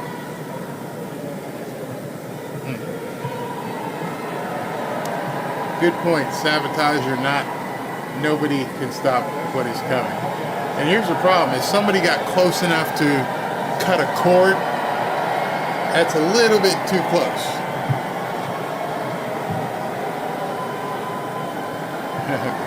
The fans are pumped. Oh, wow. We are living in history right now. Like I told you this afternoon, get ready. Get ready, people. Somebody was paid a heavy price to go pull the plug. But you know what? He ain't going anywhere. It's not like they're going to stop him from talking unless they can't get it fixed. And if he can't get it fixed, I hear something like you hear something, so something is mic'd up. There is some sound coming out. But I guess the main mics aren't working. Give Trump a megaphone. Let him just yell. Very interesting. Very interesting. Always. He's not having mic problems. There's something going on at the venue that's having problems. This is crazy. Some blue-haired woke idiot cut a cord. I have to believe, after doing... Yeah, his mic's not working. Nope. It's got nothing. Nope, can't hear you.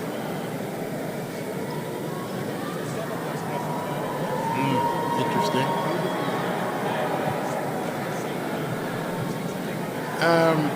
If we trust the Secret Service, he obviously trusts the Secret Service. He must feel safe, because otherwise, no, he wouldn't be standing out there exposed.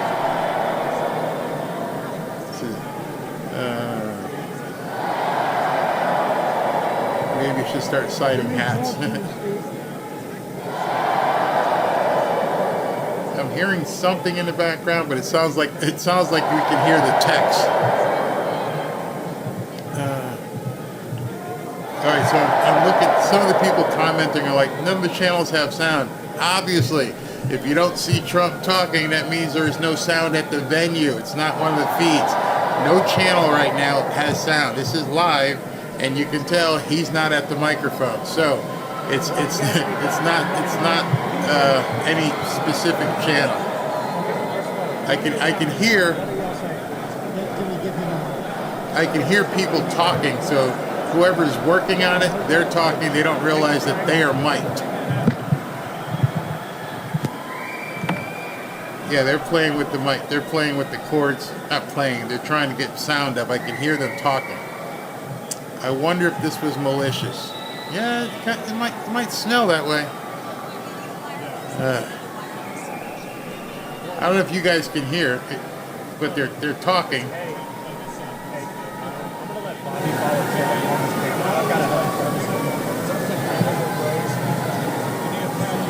Can you guys hear that?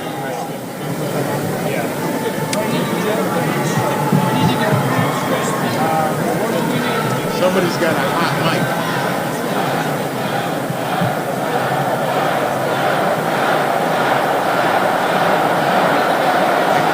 I can't make out what they're saying, but there's a hot mic there somewhere. Maybe on a TV camera. Yeah, could be on a TV camera. I noticed a woman that came up to him, she had a headset on, so maybe it's comms from a headset.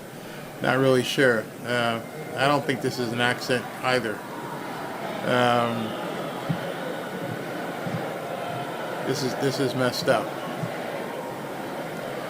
So you could hear it too. So Patty says she can hear it. Let me see if we can glean anything.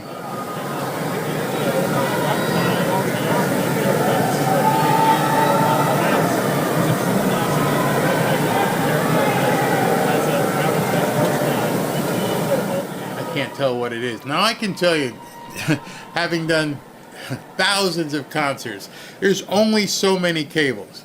So if it went to the mixing board or something like that, it's not hard to replace that cable. So I'm not sure what's taking them so long, because you can basically say, okay, if this is the cable for the mic, then exchange it, unless they're doing something with the computer and it's all. Even in smaller crowds, there are redundant sound. He's gonna have somebody's head. All right, so this man is not happy. Yeah, he is not happy. The silence says a lot. I don't know what it says right now.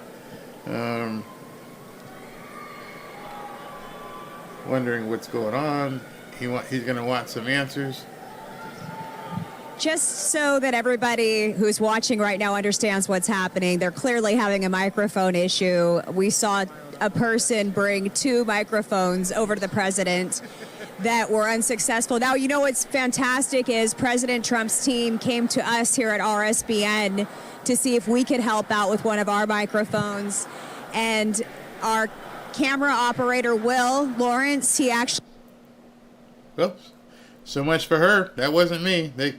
So it sounds like they're losing sound everywhere. That leads to, this doesn't sound cool. For everybody to lose sound? I mean, that's interesting. Very interesting.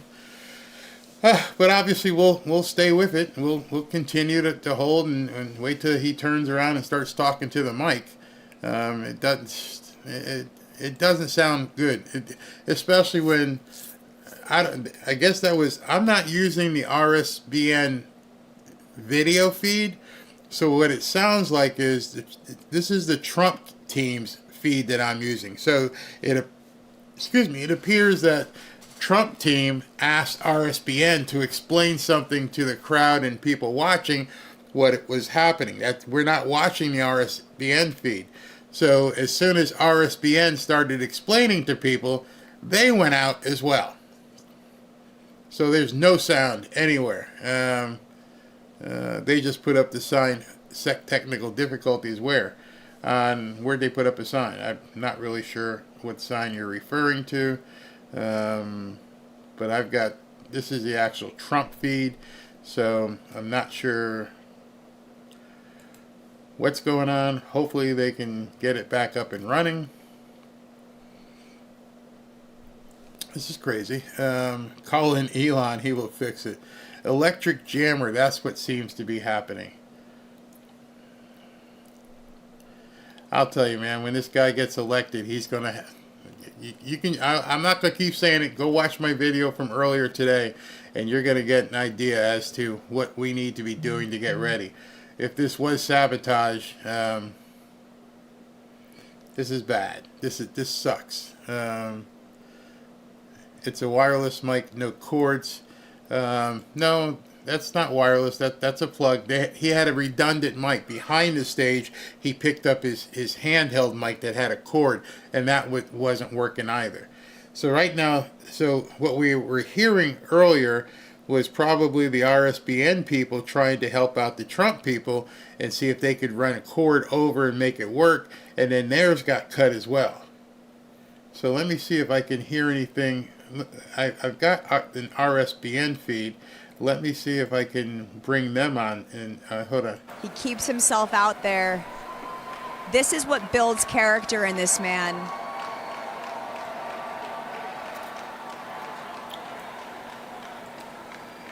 All right, I see Will is now making his way back up to the meteorizer. He slowed down his pace, so hopefully what they have to offer is what our camera operators had to offer President Trump will work, will fix this situation. Again, Bobby McNeely running camera, our champion at RSBN.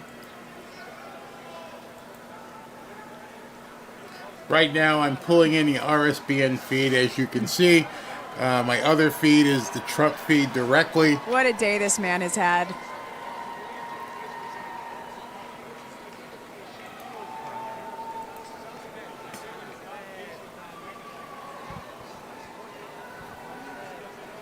All right, I just got the "we'll see if it works" shrug from Will Lawrence, which is promising. Okay, there you go. Technical difficulties, complicated business 2024.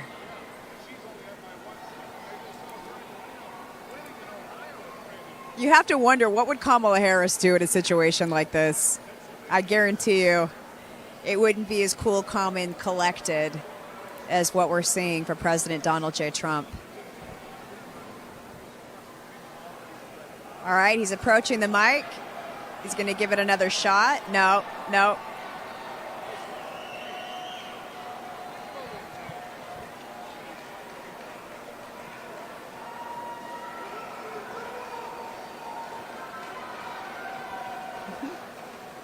This has now gone on for upwards of 15 minutes.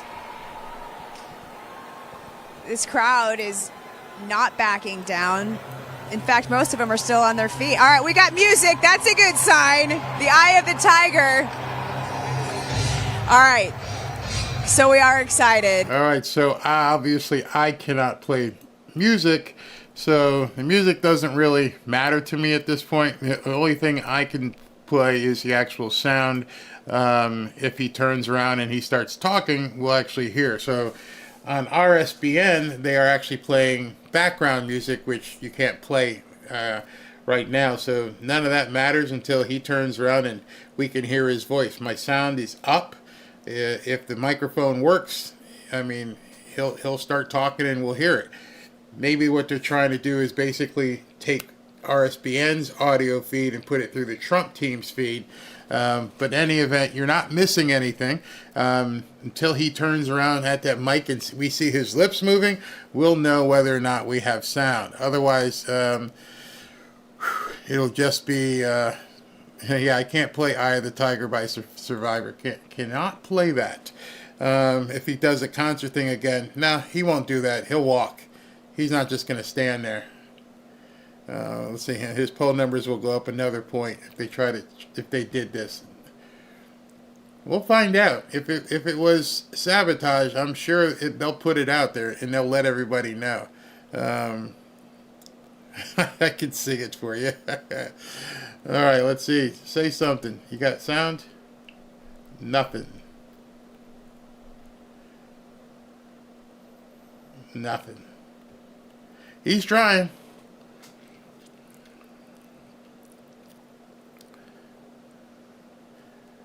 Man, this man is fuming.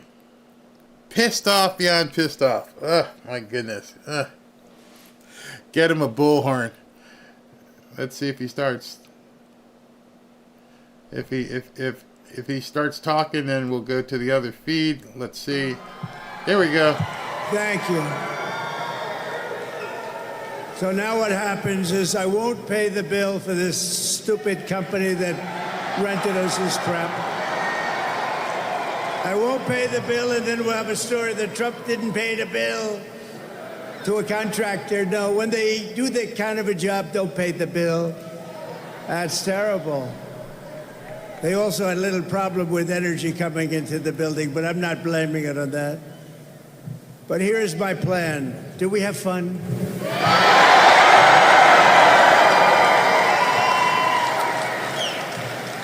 And can everybody hear perfectly now? Can you all hear? From the minute I started. And this is important because we're doing things here that are really going to be amazing. So let me know, and if it goes out again, I'll sue the ass off that company. We're going to sue them. Then they'll say what a horrible guy Trump is. He's a terrible guy. Starting in January, we will give our companies the lowest taxes, the lowest energy costs, the lowest regulatory burdens, the free access to the best and biggest market on the planet, that's us. But only if they make their products here in America and hire American workers for the job. And if these companies don't make their cars and products here, then they will pay a tariff, a very stiff tariff, when they send their products into the United States for the privilege of competing with our workers and our cherished companies. We're going to protect our companies. We're not going to let them steal our companies like they have in the past. We're going to call this policy Build It in America Plan. Because when foreign leaders and CEOs call me up to complain about our tariffs, my answer would be very simple. Build it in America. Very simple. And to be specific, build it in Detroit, and we'll give you good electricity. Or build it in Dearborn or Lansing or Grand Rapids or Flint. Oh, no, not at all. The centerpiece of this plan will be a 15% made in America corporate tax rate. So we brought the rate down, and you saw this, from close to 40% to 21%, and you've already had that. Nobody thought it could be done. We got it down to 21. Now we're going to get it down to 15%, but only if they build it in America. Does that make sense? And for those who don't make their product in America, they will be forced to pay tariffs, and we will take in hundreds of billions of dollars toward our budget. We'll pay down our debt. We'll reduce your taxes still further. I gave you the largest tax cut in the history of our country. And we will take in so much money, and we will take in so many jobs, and we will be bringing, for the first time in years and years and decades, companies will be coming to us, and they'll be coming back to Detroit, and they'll love it.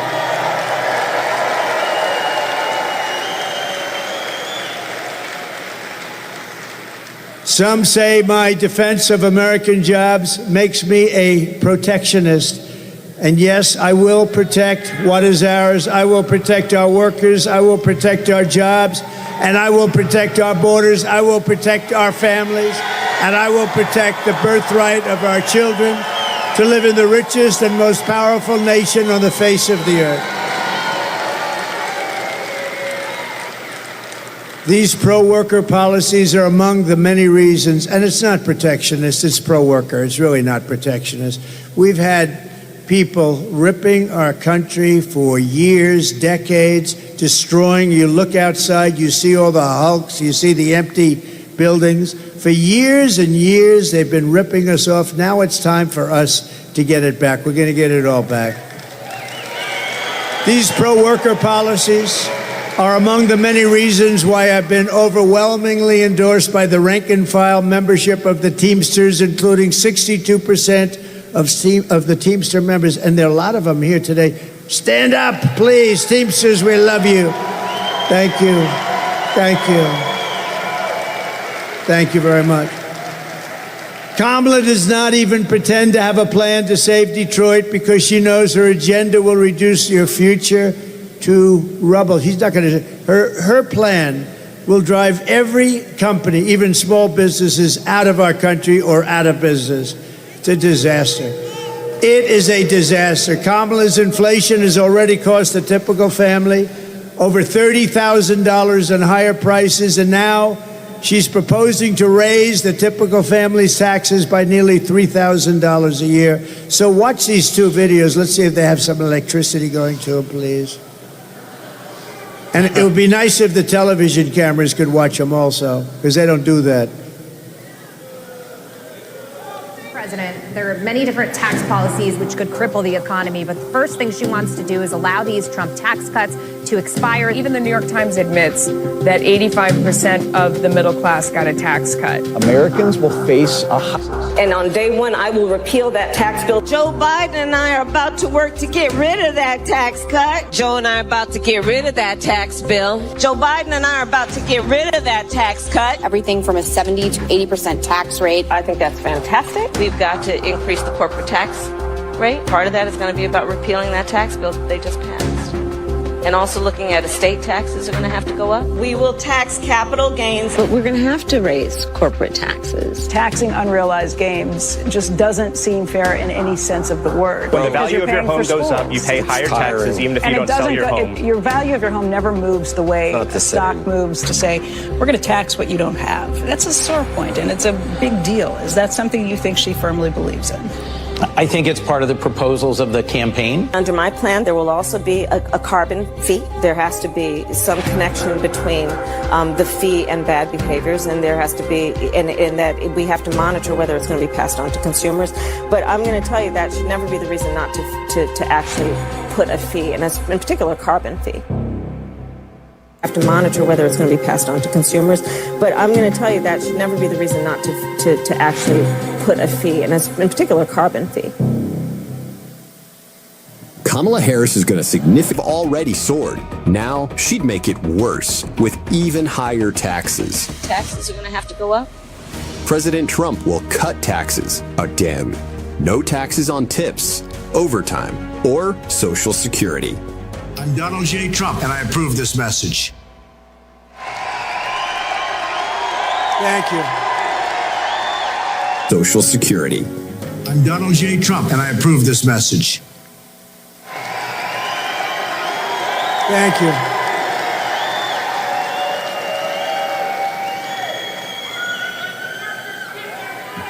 Thank you very much. This is the worst mic I've ever had in my life. This is the worst. The tax queen is also demanding a shocking 33% tax hike on all domestic production, along with the largest capital gains tax hike in the history of our country.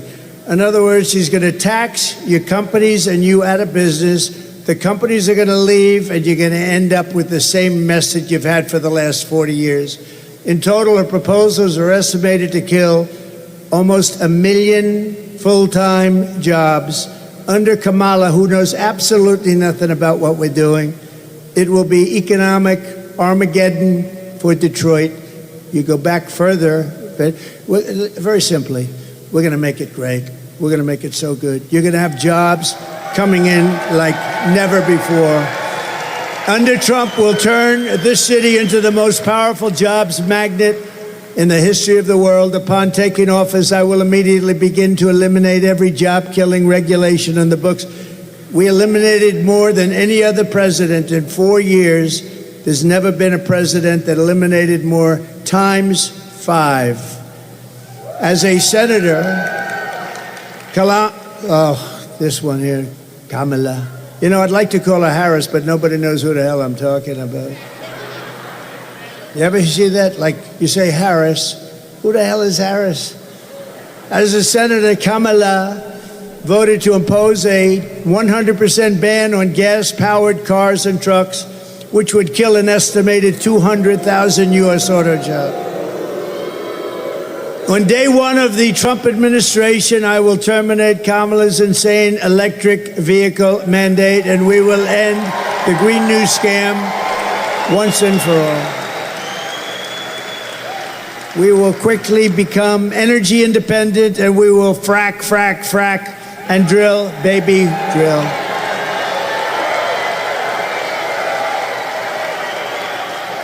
I will cut your energy prices in half within 12 months. So listen, I will cut your energy prices in half, 50%, 50, cut them in half, within 12 months of taking office. That's going to bring everything down. I will massively cut taxes for workers and small business, and we will also have no tax on tips, no tax on overtime, and no tax on Social Security benefits for our seniors. I will make interest on car loans fully tax deductible, and they will be so. Listen to that. What will that do for the cars? Fully tax deductible interest on a car. You buy a car and you get a deduction. Wall Street called me up. They said, "How the hell did you think of that idea?" That's a good one. Because affording a car is essential to restoring the American dream, and you're going to have the American dream finally. You haven't had it in 50 years. Working with Elon Musk, is he good or what?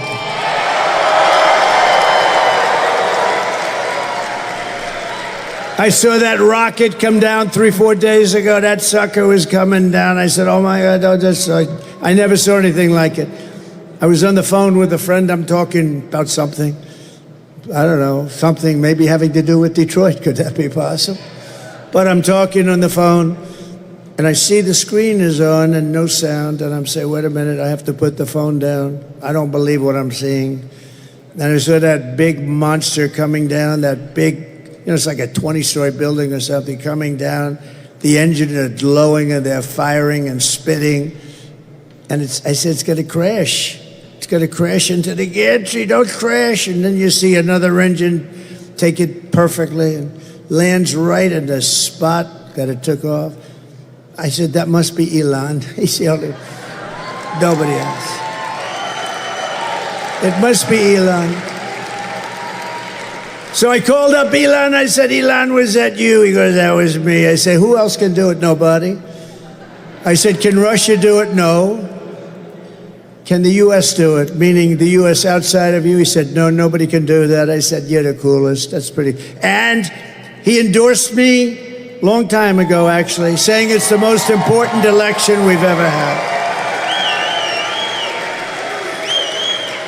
But working with Elon Musk, we will cut trillions of dollars in government waste. He's very good at that. He knows better than anybody. Won't affect anybody other than it'll look awfully good. And it'll help bring our country back. I want to thank also Elon for campaigning so hard in Pennsylvania. You know, he's actually feels this. Can you imagine? He just lands his biggest landing anyone's ever seen.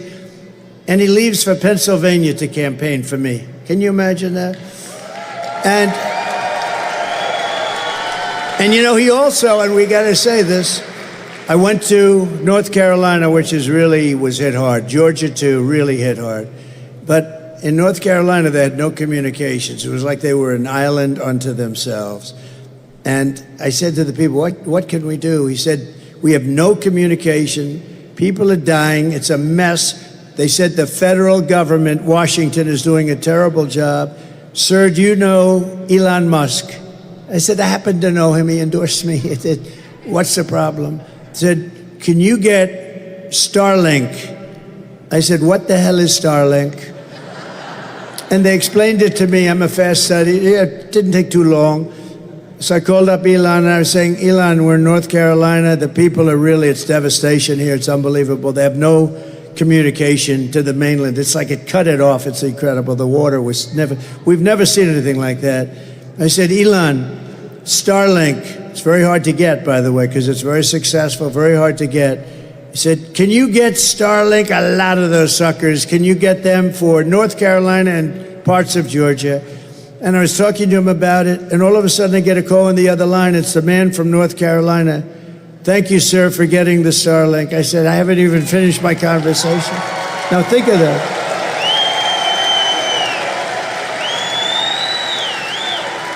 I said, Elon, I haven't even finished my conversation, and they're already saying you said, that's right, I do that. I do two things at one time. I can do that. So he's great. He saved a lot of lives, I think, and he really, and by the way, the Starlink worked perfectly. As soon as it got there, it was perfect. So thank you to Elon for that. He did a great job. And if we do all of this, our flag will fly proudly once more over the gleaming new factories, and the whole world will witness Michigan's resurgence. Wealth will flood into our country and into the hands of our great workers.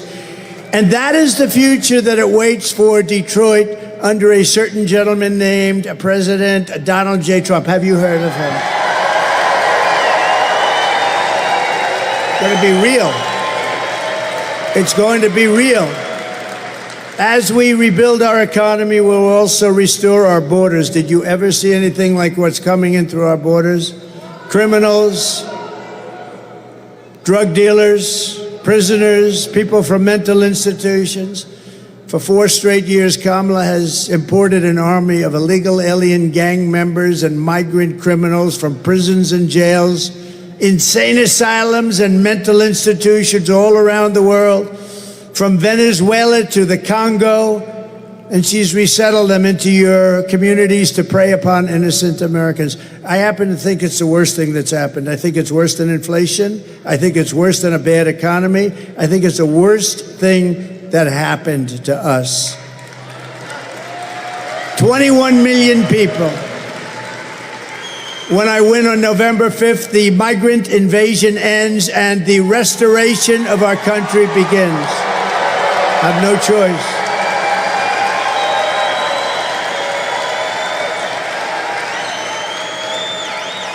One of the deadliest and most vicious migrant gangs that Kamala has imported into our country, or to say it a little differently, Kamala, but I don't give a damn if I pronounce it right. Who the hell can pronounce it? It's the savage Venezuelan. I'm going to get through this speech because you're from Detroit. We're going to turn this place around. We're going to make sure that electric current comes into it like it should. Liberation of Donald Trump. Good night, folks. That's terrible. But I think it's okay. I mean, you can hear. If I scream like hell into the mic, I think, good for you, not so good for me. But that's okay. That's what my life has been about for the last 10 years, and that's good because we love you. We're going to turn it all around for you. Under Kamala Harris, 13,099 illegal aliens, convicted murderers are on the loose in the United States. Immediately upon taking the oath of office, I will launch the largest deportation program in American history. I have no choice.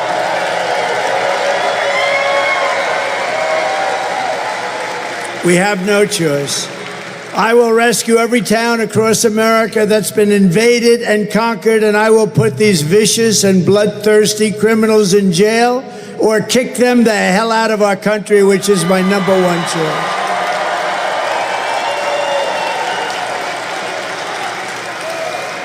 To expedite removals of the Tren de Aragua gangs and other savage gangs like MS-13, which is just as bad. We have by the thousands now. I took them out by the thousands, and they now are coming back in by the thousands. These people, what they've done to our country, I can't even believe it.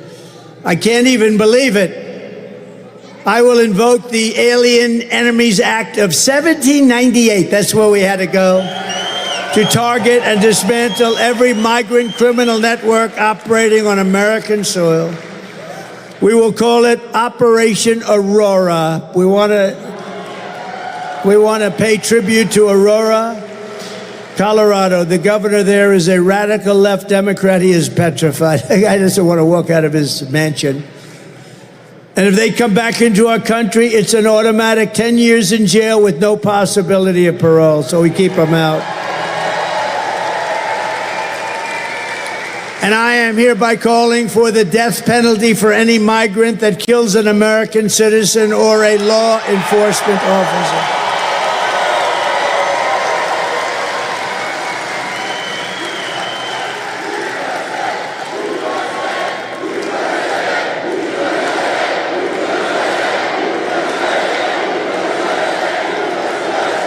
Kamala's migrant invasion is also devastating our great African-American community, stealing American jobs, crushing wages, undercutting the voting power of our own citizens, and bringing drugs, crime, and death to our country. You know, we're devastating the African-American population. They're taking their jobs. It's terrible. It's terrible. And also Hispanic. They're taking a lot of Hispanic jobs. And the jobs created by Biden are all being taken by people coming into the country illegally. So, you know, it's terrible. Yet Kamala says there is nothing she would do differently. Listen to this. She'll do nothing differently. Your watch. The chaotic and deadly U.S. evacuation from Afghanistan stunned Americans and the world and cost the lives of 13 U.S. soldiers. Would you have done something differently? There is not a thing that comes to mind. More than 13,000 illegal immigrants convicted of murder have been caught at the border and then released into the United States. An Afghan national is in custody today after being accused of plotting an election day terrorist attack. The suspect entered the U.S. on a special immigrant visa. Gut-wrenching new details in the murder of Georgia nursing student Laken Riley. The illegal immigrant suspect, who cops say committed the heinous murder, is a Venezuelan national who crossed the unsecured southern border back in 2022. Two men investigators say are in the country illegally from Venezuela are charged with capital murder in the death of Jocelyn Nungaray. A fifth illegal immigrant accused of attacking two New York City police officers over the weekend showed no remorse or regret. Would you have done something differently? There is not a thing that comes to mind. Only 18 15%, say the economy is in excellent or good condition. US inflation has hit a new 40-year high, increasing by 9.1% over the financial year. The cost of homes have spiked. Home buyers need to earn 80% more than they did in 2020 to afford a house. Were you the last person in the room? Yes.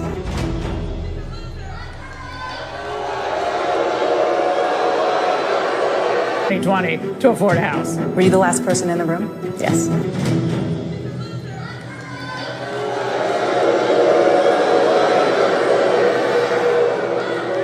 You know, she destroyed San Francisco. She destroyed California along with Gavin Newsom. Destroyed it. Did you say when Newsom said that you're not allowed to even ask for voter ID? If anybody asks somebody for voter ID, it's considered a crime. You know why? Because they want to cheat. There's only one reason why. We want to be very careful. Detroit, if you want to end this disaster, you must get out and vote. You have to get out and vote right now. And with that, I'd like to acknowledge some of our great friends, and he just spoke, so I don't want to have to waste his time, but he did just speak, and he's great. He's one of our really true leaders in this country. We're all lucky to have him running for the Senate. Mike Rogers. Where's Mike? Mike, thank you, Mike.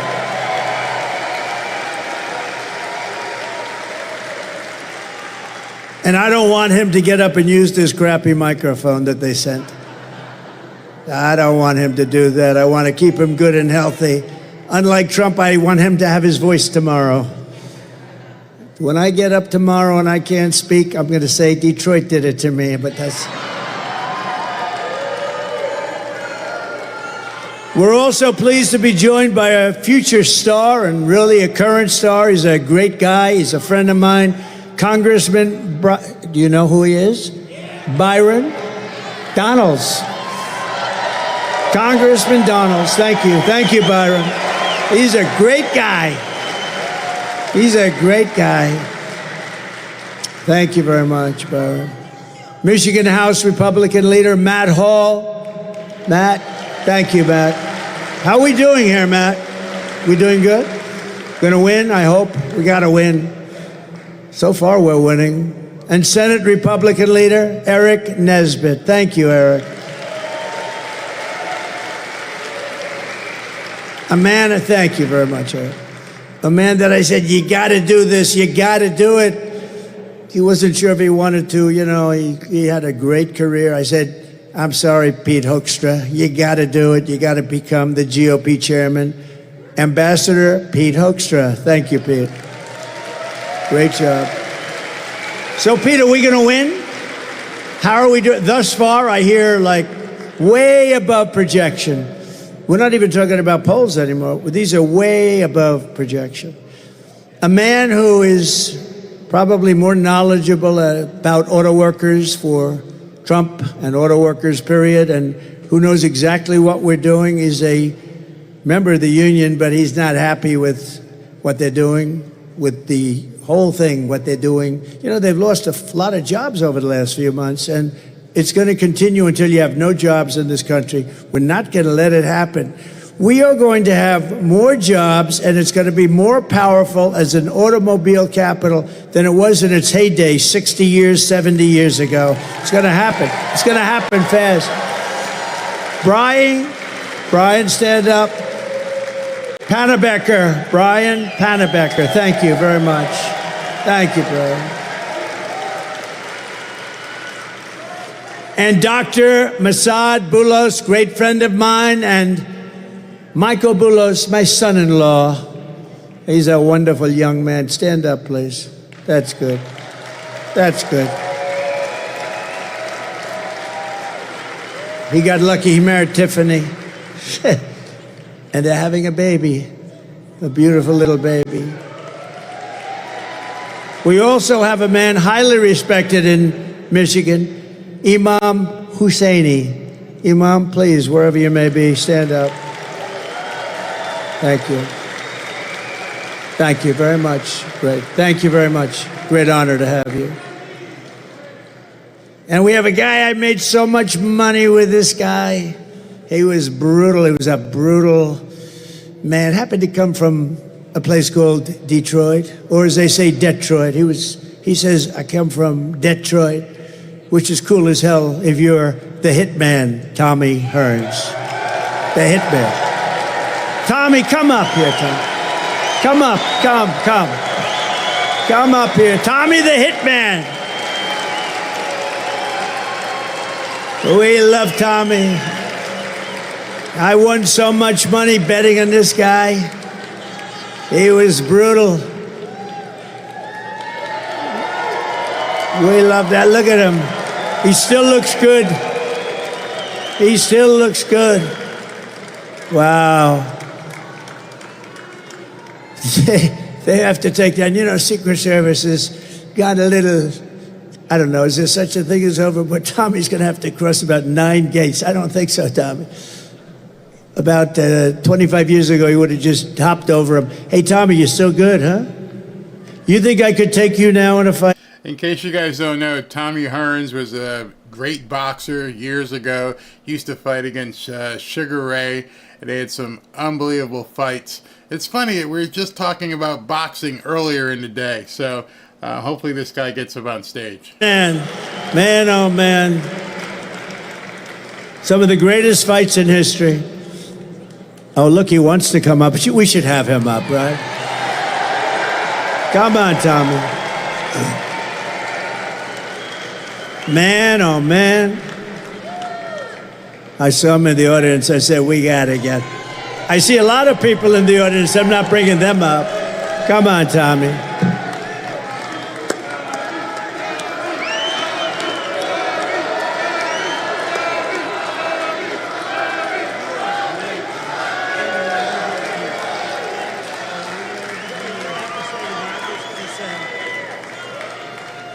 One of the greatest fighters of all time, and man, I'll tell you what, he was something special. And thank you, Tommy. And he looks great, doesn't he? He looks great.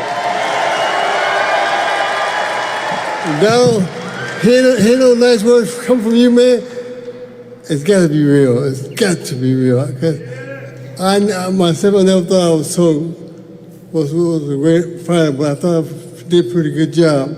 But hearing it come from you, Donald, I'm excited. I'm very excited. Ah, that's good. I want to fight now.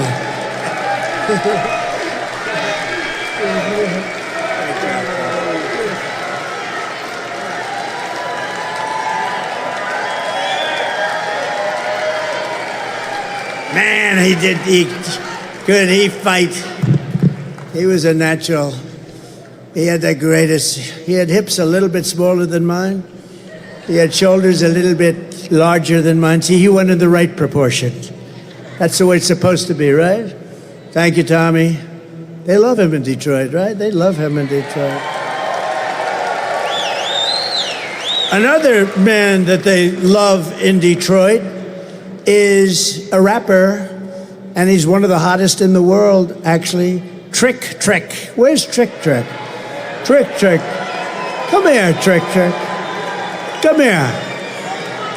Maybe we should have him do a little rapping or something, huh? Come here, look at him. He looks good. He looks good. You look good. Do a little rap if you want. Have a little fun. We'll have fun. What up, though, Detroit? If y'all know about Trick, y'all know I'm about bringing it all to Detroit. So please welcome the 47th President of the United States as we make Detroit great again.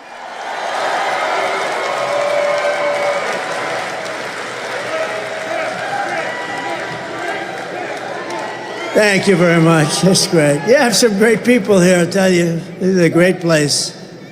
We're going to really we're going to make it great again, like the country. And we did it, and then we have to do it again because they blew it. They blew it to hell. But we're going to do it again. Thank you, Trick. Here are some of the facts on Kamala Harris. You know, after talking to the hitman and Trick, it seems sort of boring getting back into Kamala, but But that's what we got to do. We got to save our country, right? Mr. Wall, stand up, please. This guy is great. You know, he's a wealthy guy. He made a lot of money. He comes to, how many would you say you're at? 350 or something? He's got a lot. This guy's got lots of cash. And I love his, someday I'm going to wear one of them to a rally. I think it would be well received because we built 571 miles of wall. We had it made. We were going to build another 200 miles of wall. And then they decided to sell it for 5 cents on the dollar. But we're going to get it done. We built much more than I said I was going to build. And we had the safest border in the history of our country. By the way, my all-time favorite graph. Can we put it up?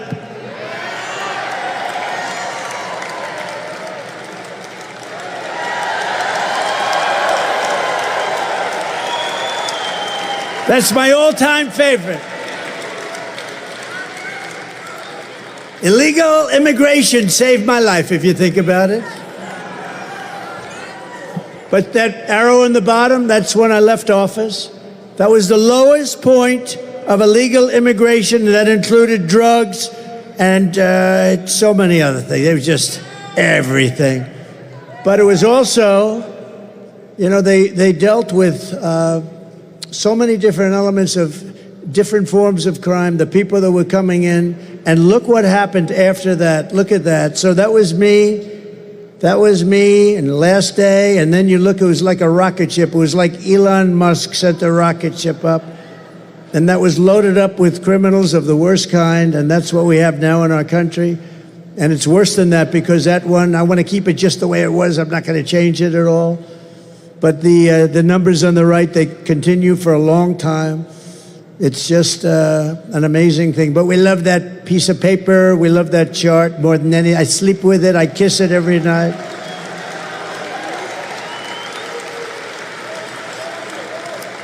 I do have that throbbing feeling in my right ear. It's a little throbbing feel, but that's okay.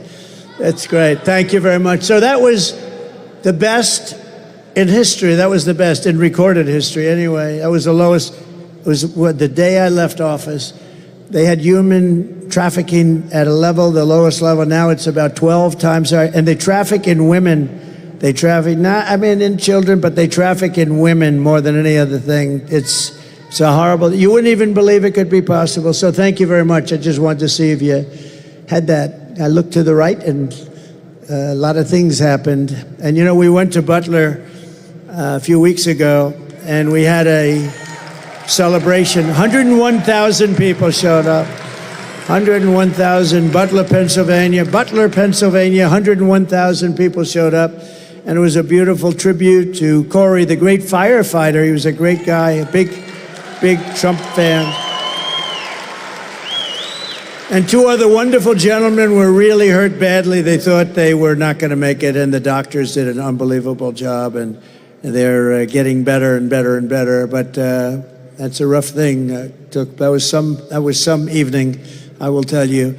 But what was really some, and we had an opera singer that was so incredible, right? We had an opera singer that was incredible. We had the bells of Notre Dame. Now, they were recorded. We tried bringing them over, but they wouldn't let us do that. But we had a moment of silence, then the bells rang, and then the opera singer sang, and we had Ave Maria by Pavarotti.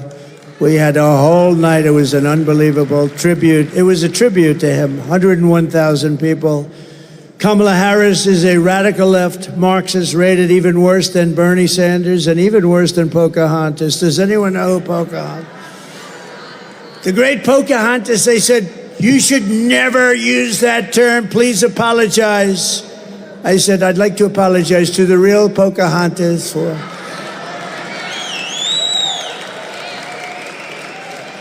Kamala destroyed our border. She destroyed our economy. She was an original creator of defund the police movement. Anybody that wants to defund the police even for one day, we don't want them. They're not worthy of being the President of the United States, if you have that ideology, and she does, she's a Marxist, communist, fascist, anything you want. Remember I said, we will never be a socialist country. Remember I said that in the state? We will not be a socialist country. And I was right. We skipped socialism. We went down to communism. So I was right. I like to be right. I was right for the wrong reasons, right? Kamala Harris vowed to abolish ICE. These are the greatest people. They're tough, they're smart, and they love our country, and they take people out that nobody else wants to touch. I have some friends in the front row. They're very tough. They're not doing it. They said, we'll pass. And she wants to get rid of them. She wants to get rid of ICE. She wants to ban fracking, and as California Attorney General, she redefined child sex trafficking, assault with a deadly weapon, and rape of an unconscious person as nonviolent crimes. She pledged, think of that, she pledged to confiscate your guns. Would anybody like to give up their guns? She wants to confiscate. You feel a little safer when you have all these criminals. Think of it. They allow hundreds of thousands of prisoners to come into our country. Some are murderers, some are drug dealers. They come in and then they say, by the way, we're taking away your guns also, right?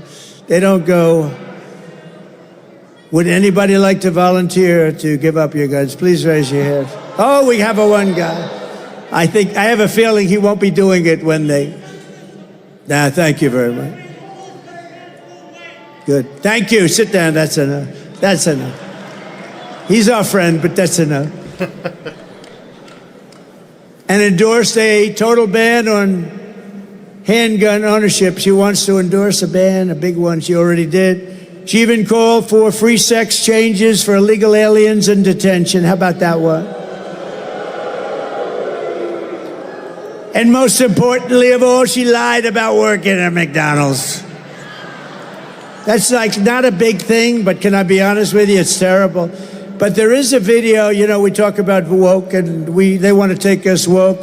And we have a video that I think you'll enjoy. It's about when we won 2 world wars, when we were although we did defeat ISIS in about 4 weeks, I will tell you, we have a great military, but I think you'll enjoy this, the way it used to be and the way it is right now.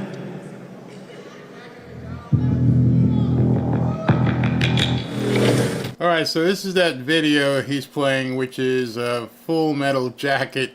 And actually, I can keep it on him because you can't really see anything. So, month, and actually, let's declare it a summer of pride. So you're a killer? Sir, yes, sir! Let me see your war face. Sir, you got a war face? Ah! That's a war face! So what he's showing up on the screen is clips of Full Metal Jacket, and in between what he's got spliced are a bunch of Transformers currently in the military.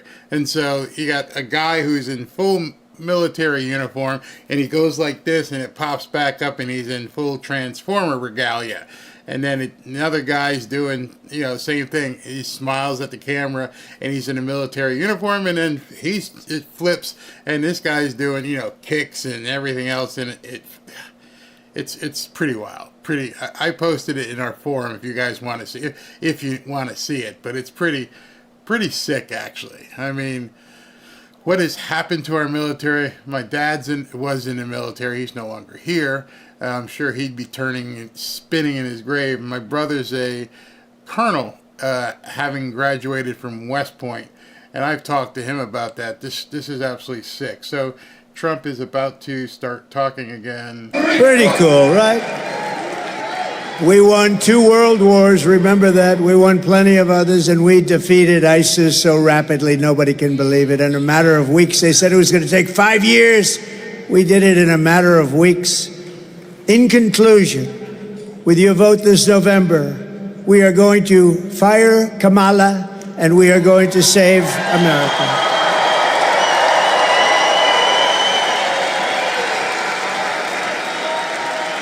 We will teach our children to love our country, honor our history, and always cherish our great American flag. We will cut your taxes, crush inflation, slash your prices, raise your wages, and create the greatest job boom the world has ever seen. We're going to do that very easily. Very easily. We will hire American, buy American, build American, grow American, and show the whole world that the American dream is back, bigger, better, and stronger than ever before.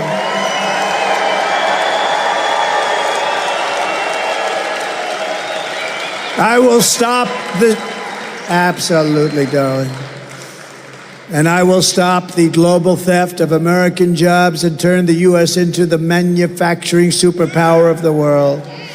I will end the war in Ukraine immediately. I will get it done while I'm president-elect. Stop the chaos in the Middle East and prevent World War III. We are very close to World War. We are very, very close to World War III because we have incompetent people. Ukraine would have never happened. October 7th would have never happened. Inflation would have never happened. It was caused by their stupid energy policy. None of this stuff would have happened, and we wouldn't have had that horrible situation in Afghanistan, the most embarrassing moment in the history of our country. 13 dead soldiers, many people dead, many people and soldiers just devastated, loss of legs and arms. All of that wouldn't have happened, and of course we gave them tens of billions of dollars worth of brand new military equipment that I bought, and they gave it away to the Taliban. I think it was the most embarrassing moment in the history of our country. And because of that, Putin said, this is a paper tiger. I'm going to go into Ukraine, but he would have never done it if I were president. And even the Democrats admit that, frankly. I will crush violent crime and give our police the support, protection, resources, and respect that they so dearly deserve. We will strengthen and modernize our military. You know, I rebuilt our military. We rebuilt our military, but we're going to bring it to a next step. We will build a missile defense shield, all made in the USA. A lot of it made right here. And we will put the stars and stripes on the surface of Mars, and maybe with the help of Elon, we'll get it done quickly. We will rebuild our cities, including our capital in Washington, D.C., making them safe, clean, and beautiful again. We will, remember this one, we will get critical race theory and transgender insanity the hell out of our schools. It'll be gone. And we will keep men out of women's sports.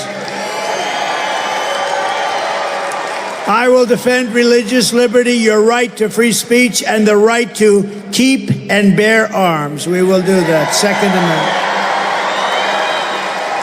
After years and years of building up other countries, we will protect our borders, defend our families, and protect our American suburbs, cities, and towns like never before. We will end sanctuary cities, and we will stop illegal immigration once and for all. We will put American citizens first. We will put American citizens first, American children first, American patients first, American taxpayers first, American workers first, and American communities first. And we will put communists, Marxists, and fascists last, if that's okay. And they will always be last. They will never make a comeback. They're getting very close. We got to win this election, or they're going to be there. They're going to be there. We will not be invaded. We will not be occupied. We will not be conquered. And we will be a strong, proud, and free nation once again. We will defend our civilization, reclaim our sovereignty, and I will give you back your freedom, your future, and your life. Everyone will prosper. Every family will thrive. And every day will be filled with opportunity and hope. But for that to happen, we must defeat Kamala Harris and stop her radical left agenda once and for all. We want a landslide, and it looks like that could be happening. Too big to rig.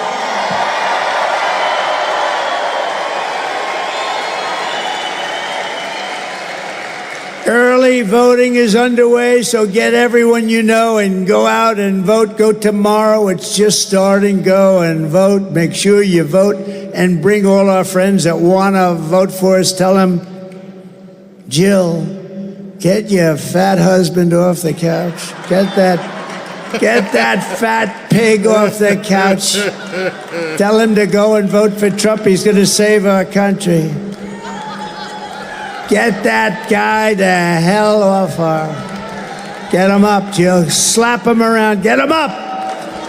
Get him up, Jill. We want him off the couch to get out and vote. Bring your friends and get them out. After all we have been through together, we stand on the verge. And this is true. I really believe this.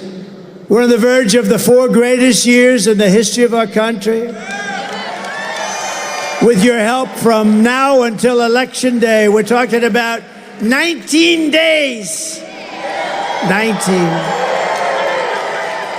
We will redeem America's promise, and we will take back the nation that we love. We have to take it back because we've lost it. We've lost it. Nothing will sway us. Nothing will slow us, and no one will stop us. We will press forward to our magnificent American destiny, and together we will fight, fight, fight, and vote, vote, vote, and we will win, win, win. We're going to win, win, win. And November 5th will be the most important day in the history of our country, and together we will make America powerful again. We will make America wealthy again. We will make America healthy again. We will make America strong again. We will make America proud again. We will make America safe again. And we will make America great again. Thank you, and God bless you all. God bless you. Thank you, everybody. All right, there goes the music. I don't know if we'll see a dance tonight because he's probably a little bit pissed off with the sound, but he's going to give it for the people. Go ahead and dance for the people, Trump. Got to make sure the fans are okay. Now, I had put up something. I've broadcast every single one of his rallies this election season. A whole bunch of them.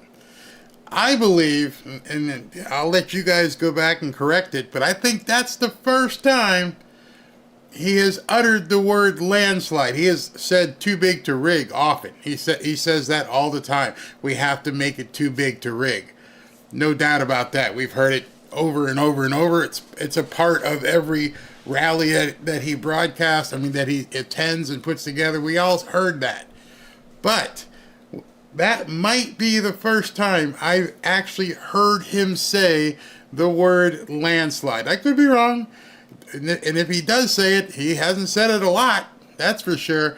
But tonight in Michigan, Trump said, I think we can win it in a landslide. Actually came out and said it. So here's what's going to happen tomorrow. Never mind tomorrow. They're already talking right now about the sound going out. They put that out as a story about an hour ago. Okay, the sound went out for Trump. Like that's some major story, unless it was a major story, unless it was sabotage. But they didn't say that. They just said that the sound went out. Unprofessional, blah, blah, blah.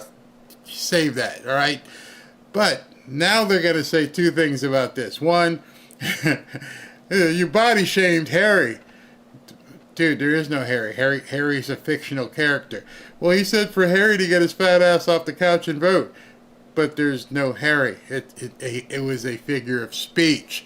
But they're going to have a problem with that. Just telling you that's going to come out. And then they're also going to have a problem with the fact that he said landslide. That he actually brought up the word landslide. All right, Secret Service is getting him off the stage. I always like to make sure he gets off without issue. And there he goes. So we are done. He stops and waving to some people backstage, let them know, and there he goes. All right, so he gets off safely. So far, get off. Go, go, go. All right. But anyway, I'm looking what you guys say, and I'm not sure if that's yeah, like Big Show. Big Show has been many of my rally broadcasts here. He goes, I've never heard him say the word landslide either. And somebody says he used the word landslide before, but not in this reference. Too big to rig. Yes, he has said that many times. No doubt, he says we have to make it too big to rig. But to actually say, I think it could be a landslide, that was huge. To me, that's huge. That means the internal polls are telling him something like, oh my God. To even utter the words, just put yourself in his perspective. This is a man who's running for president against what everybody says is a tight race. And tonight in Michigan, he says there's a possibility of a landslide. So when you take that in, and I'm sure that's going to reverberate and people are going to freak out. They're probably already talking about it on CNN and MSNBC and everything. The fact that he uttered the words landslide, one word, landslide, means he already knows he's winning. See, that's the problem when you, not a problem, that's the inference he's making. When you say it could be a landslide, winning is already foregone conclusion. So by the fact that he stood up there in front of an audience, live audience, and broadcast and streaming and everything else, and of course the news people are all up on the the platform taking it in, they're filming all this, and they all heard it. And I was off camera, and I'm looking at the comments, and my head snapped. As soon as I heard it, my head snapped. Because that means the win is a foregone conclusion. You don't talk about a landslide unless you already know you're going to win. That's like, coming out in the fourth quarter, and you're like, hey, listen, we need to preserve the shutout. Well, we already know we're going to win. Now we just want to make sure we get the shutout.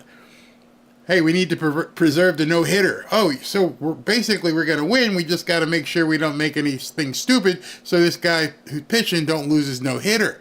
The win is already assumed. And I'm pretty sure you're going to hear that tomorrow if you watch the news, which you shouldn't. I'll let you know. But as soon as he said that word, my head snapped. Your head should have snapped. Because the only way you can have a landslide is if you pass the exit on the highway that said win quite some time ago. So that's just obvious to me. No, I do not assume win. I am not telling anybody, God, I am so, it's not you, but I am so sick of people going, okay, don't get all confident. Don't, make sure if you don't vote, that's on you. All right, I'm not going to say that. Obviously, I'm tired of having to put asterisk. If they don't cheat, if you vote, the man on stage just said the word. Don't blame me. Don't get all uppity. He said it. I've said it many times. And people have said, Barry, how can you say that? Oh, you're sounding overconfident. No, not me. I've seen the numbers. I know what's going on. I've told you about the black vote. I talked about it today again. Yes, you got to get out there and vote. But the man himself, and I don't know if you realize the significance of what he said. You'll realize it tomorrow. You'll realize it probably later on tonight. It's only 9:18. I'm sure the panels are talking right now. I know the hairs are on fire. He said landslide. Oh my God, he said landslide. Why is he saying that? It's going to happen. It's a Friday, so the usual nuts aren't working right now. Maybe they're checking their phone on Twitter. People will buzz them. But I guarantee you, for the weekend, people will be freaking out because he said the word landslide. And now tomorrow, hopefully you'll join me for tomorrow. What time I say we're getting started here? Tomorrow it's going to be Latrobe, Pennsylvania, outside of Pittsburgh at 5:30. So 5:30, go watch your football games, come back. And if he says landslide again, then you know it wasn't a slip of the tongue, that he actually meant that. So I feel good about it. Some of you guys might feel nervous. I feel good because the guy's very deliberate in what he says. I don't think it was a slip of the tongue. I don't think it was on the teleprompter, but he said it. He said it. Hello, landslide. Yes. I might have to go get that song from Stevie Nicks, Landslide. I'm going to have to play that tomorrow. Landslide. Start emphasizing it to you people. Get it in your heads. Get out there and vote and just swamp the vote to the website there and get comfortable. Not apprehensive. Get comfortable with telling people it's going to be a landslide. Do your part. I'm not saying not to do your part. You definitely got to do your part. I mean, don't think at all that we can all just take our foot off the gas. But, you know, he said it. As you can tell, I noticed it, and it got me excited. Not upset, not worried, not apprehensive. It got me excited. I'm like, oh man, this guy just said the word landslide. So you can take it for what you want. Me, I'm going to be excited over the next week or so. So let me get to the super chats. Let's go here. First and foremost, I spoke about it during the show, but thank you to Daniel Hall, i.e. Danny Vega. Whew, big one, buddy. Thank you very much. We should go to their events. Kamala's last line, when we fight, we win. With a bunch of us casually there, we can charge that last hurrah. I understand what you're saying, but she don't come to Florida. So, I mean, I don't know what she's doing. I mean, at this point, she's flailing and she's screaming at people. So we got one guy saying, hey, listen, we're about to do a landslide, and the other one's screaming at him. Danny Hall, again, thank you. We should go to their events. Thank you very much. When we fight, you lose. Big Cat, their Trump events this weekend. Yes, I just mentioned it tomorrow. Well, let me just suffice it to say right now, tell you. It looks as though, at this point, that this man is doing an event every single day. I mean, maybe I should show you guys so you can see this. Let me pause this super chat acknowledgement. Here we go. All right, here we go with that. So tomorrow he's in Latrobe on the 19th. On the 20th, he's in Lancaster, Pennsylvania. On the 21st, he's in Greenville, North Carolina. Then he's also in Concord, North Carolina. He's got two on the 21st. I guess I don't sleep that day. On the 23rd, he's going to be in Duluth. On the 24th, he's going to be, where is that? 24, Las Vegas. On the 27th, New York City. So, yeah, lots and lots of stuff coming up. It's going to be awesome. Let's go ahead and make sure you guys are here. 5:30 tomorrow. Let me get back to this. All right. Contented. Thank you very much, Dominic. Christmas DaCosta. Very ready. 3 months food bank. Well, yep, there you go. He's got it all right there. Lots of propane for my generator. Very, very good. Jeremiah Kerr, thank you. The Dems thought they were giving the people what they want on top of usual social programs. Guess what? Yeah, we don't want it. Don't want to be fed. Want to hunt. Do it myself. I don't need the government handing stuff out to me. And I don't think you want that either. Frank Masso, thank you. Susan Cummings, thank you. Husband and I voted in North Carolina yesterday. Congrats. And I also saw up in Asheville area where they've been devastated because of the hurricane. Those people went out in force. They voted. So get your butts out there too.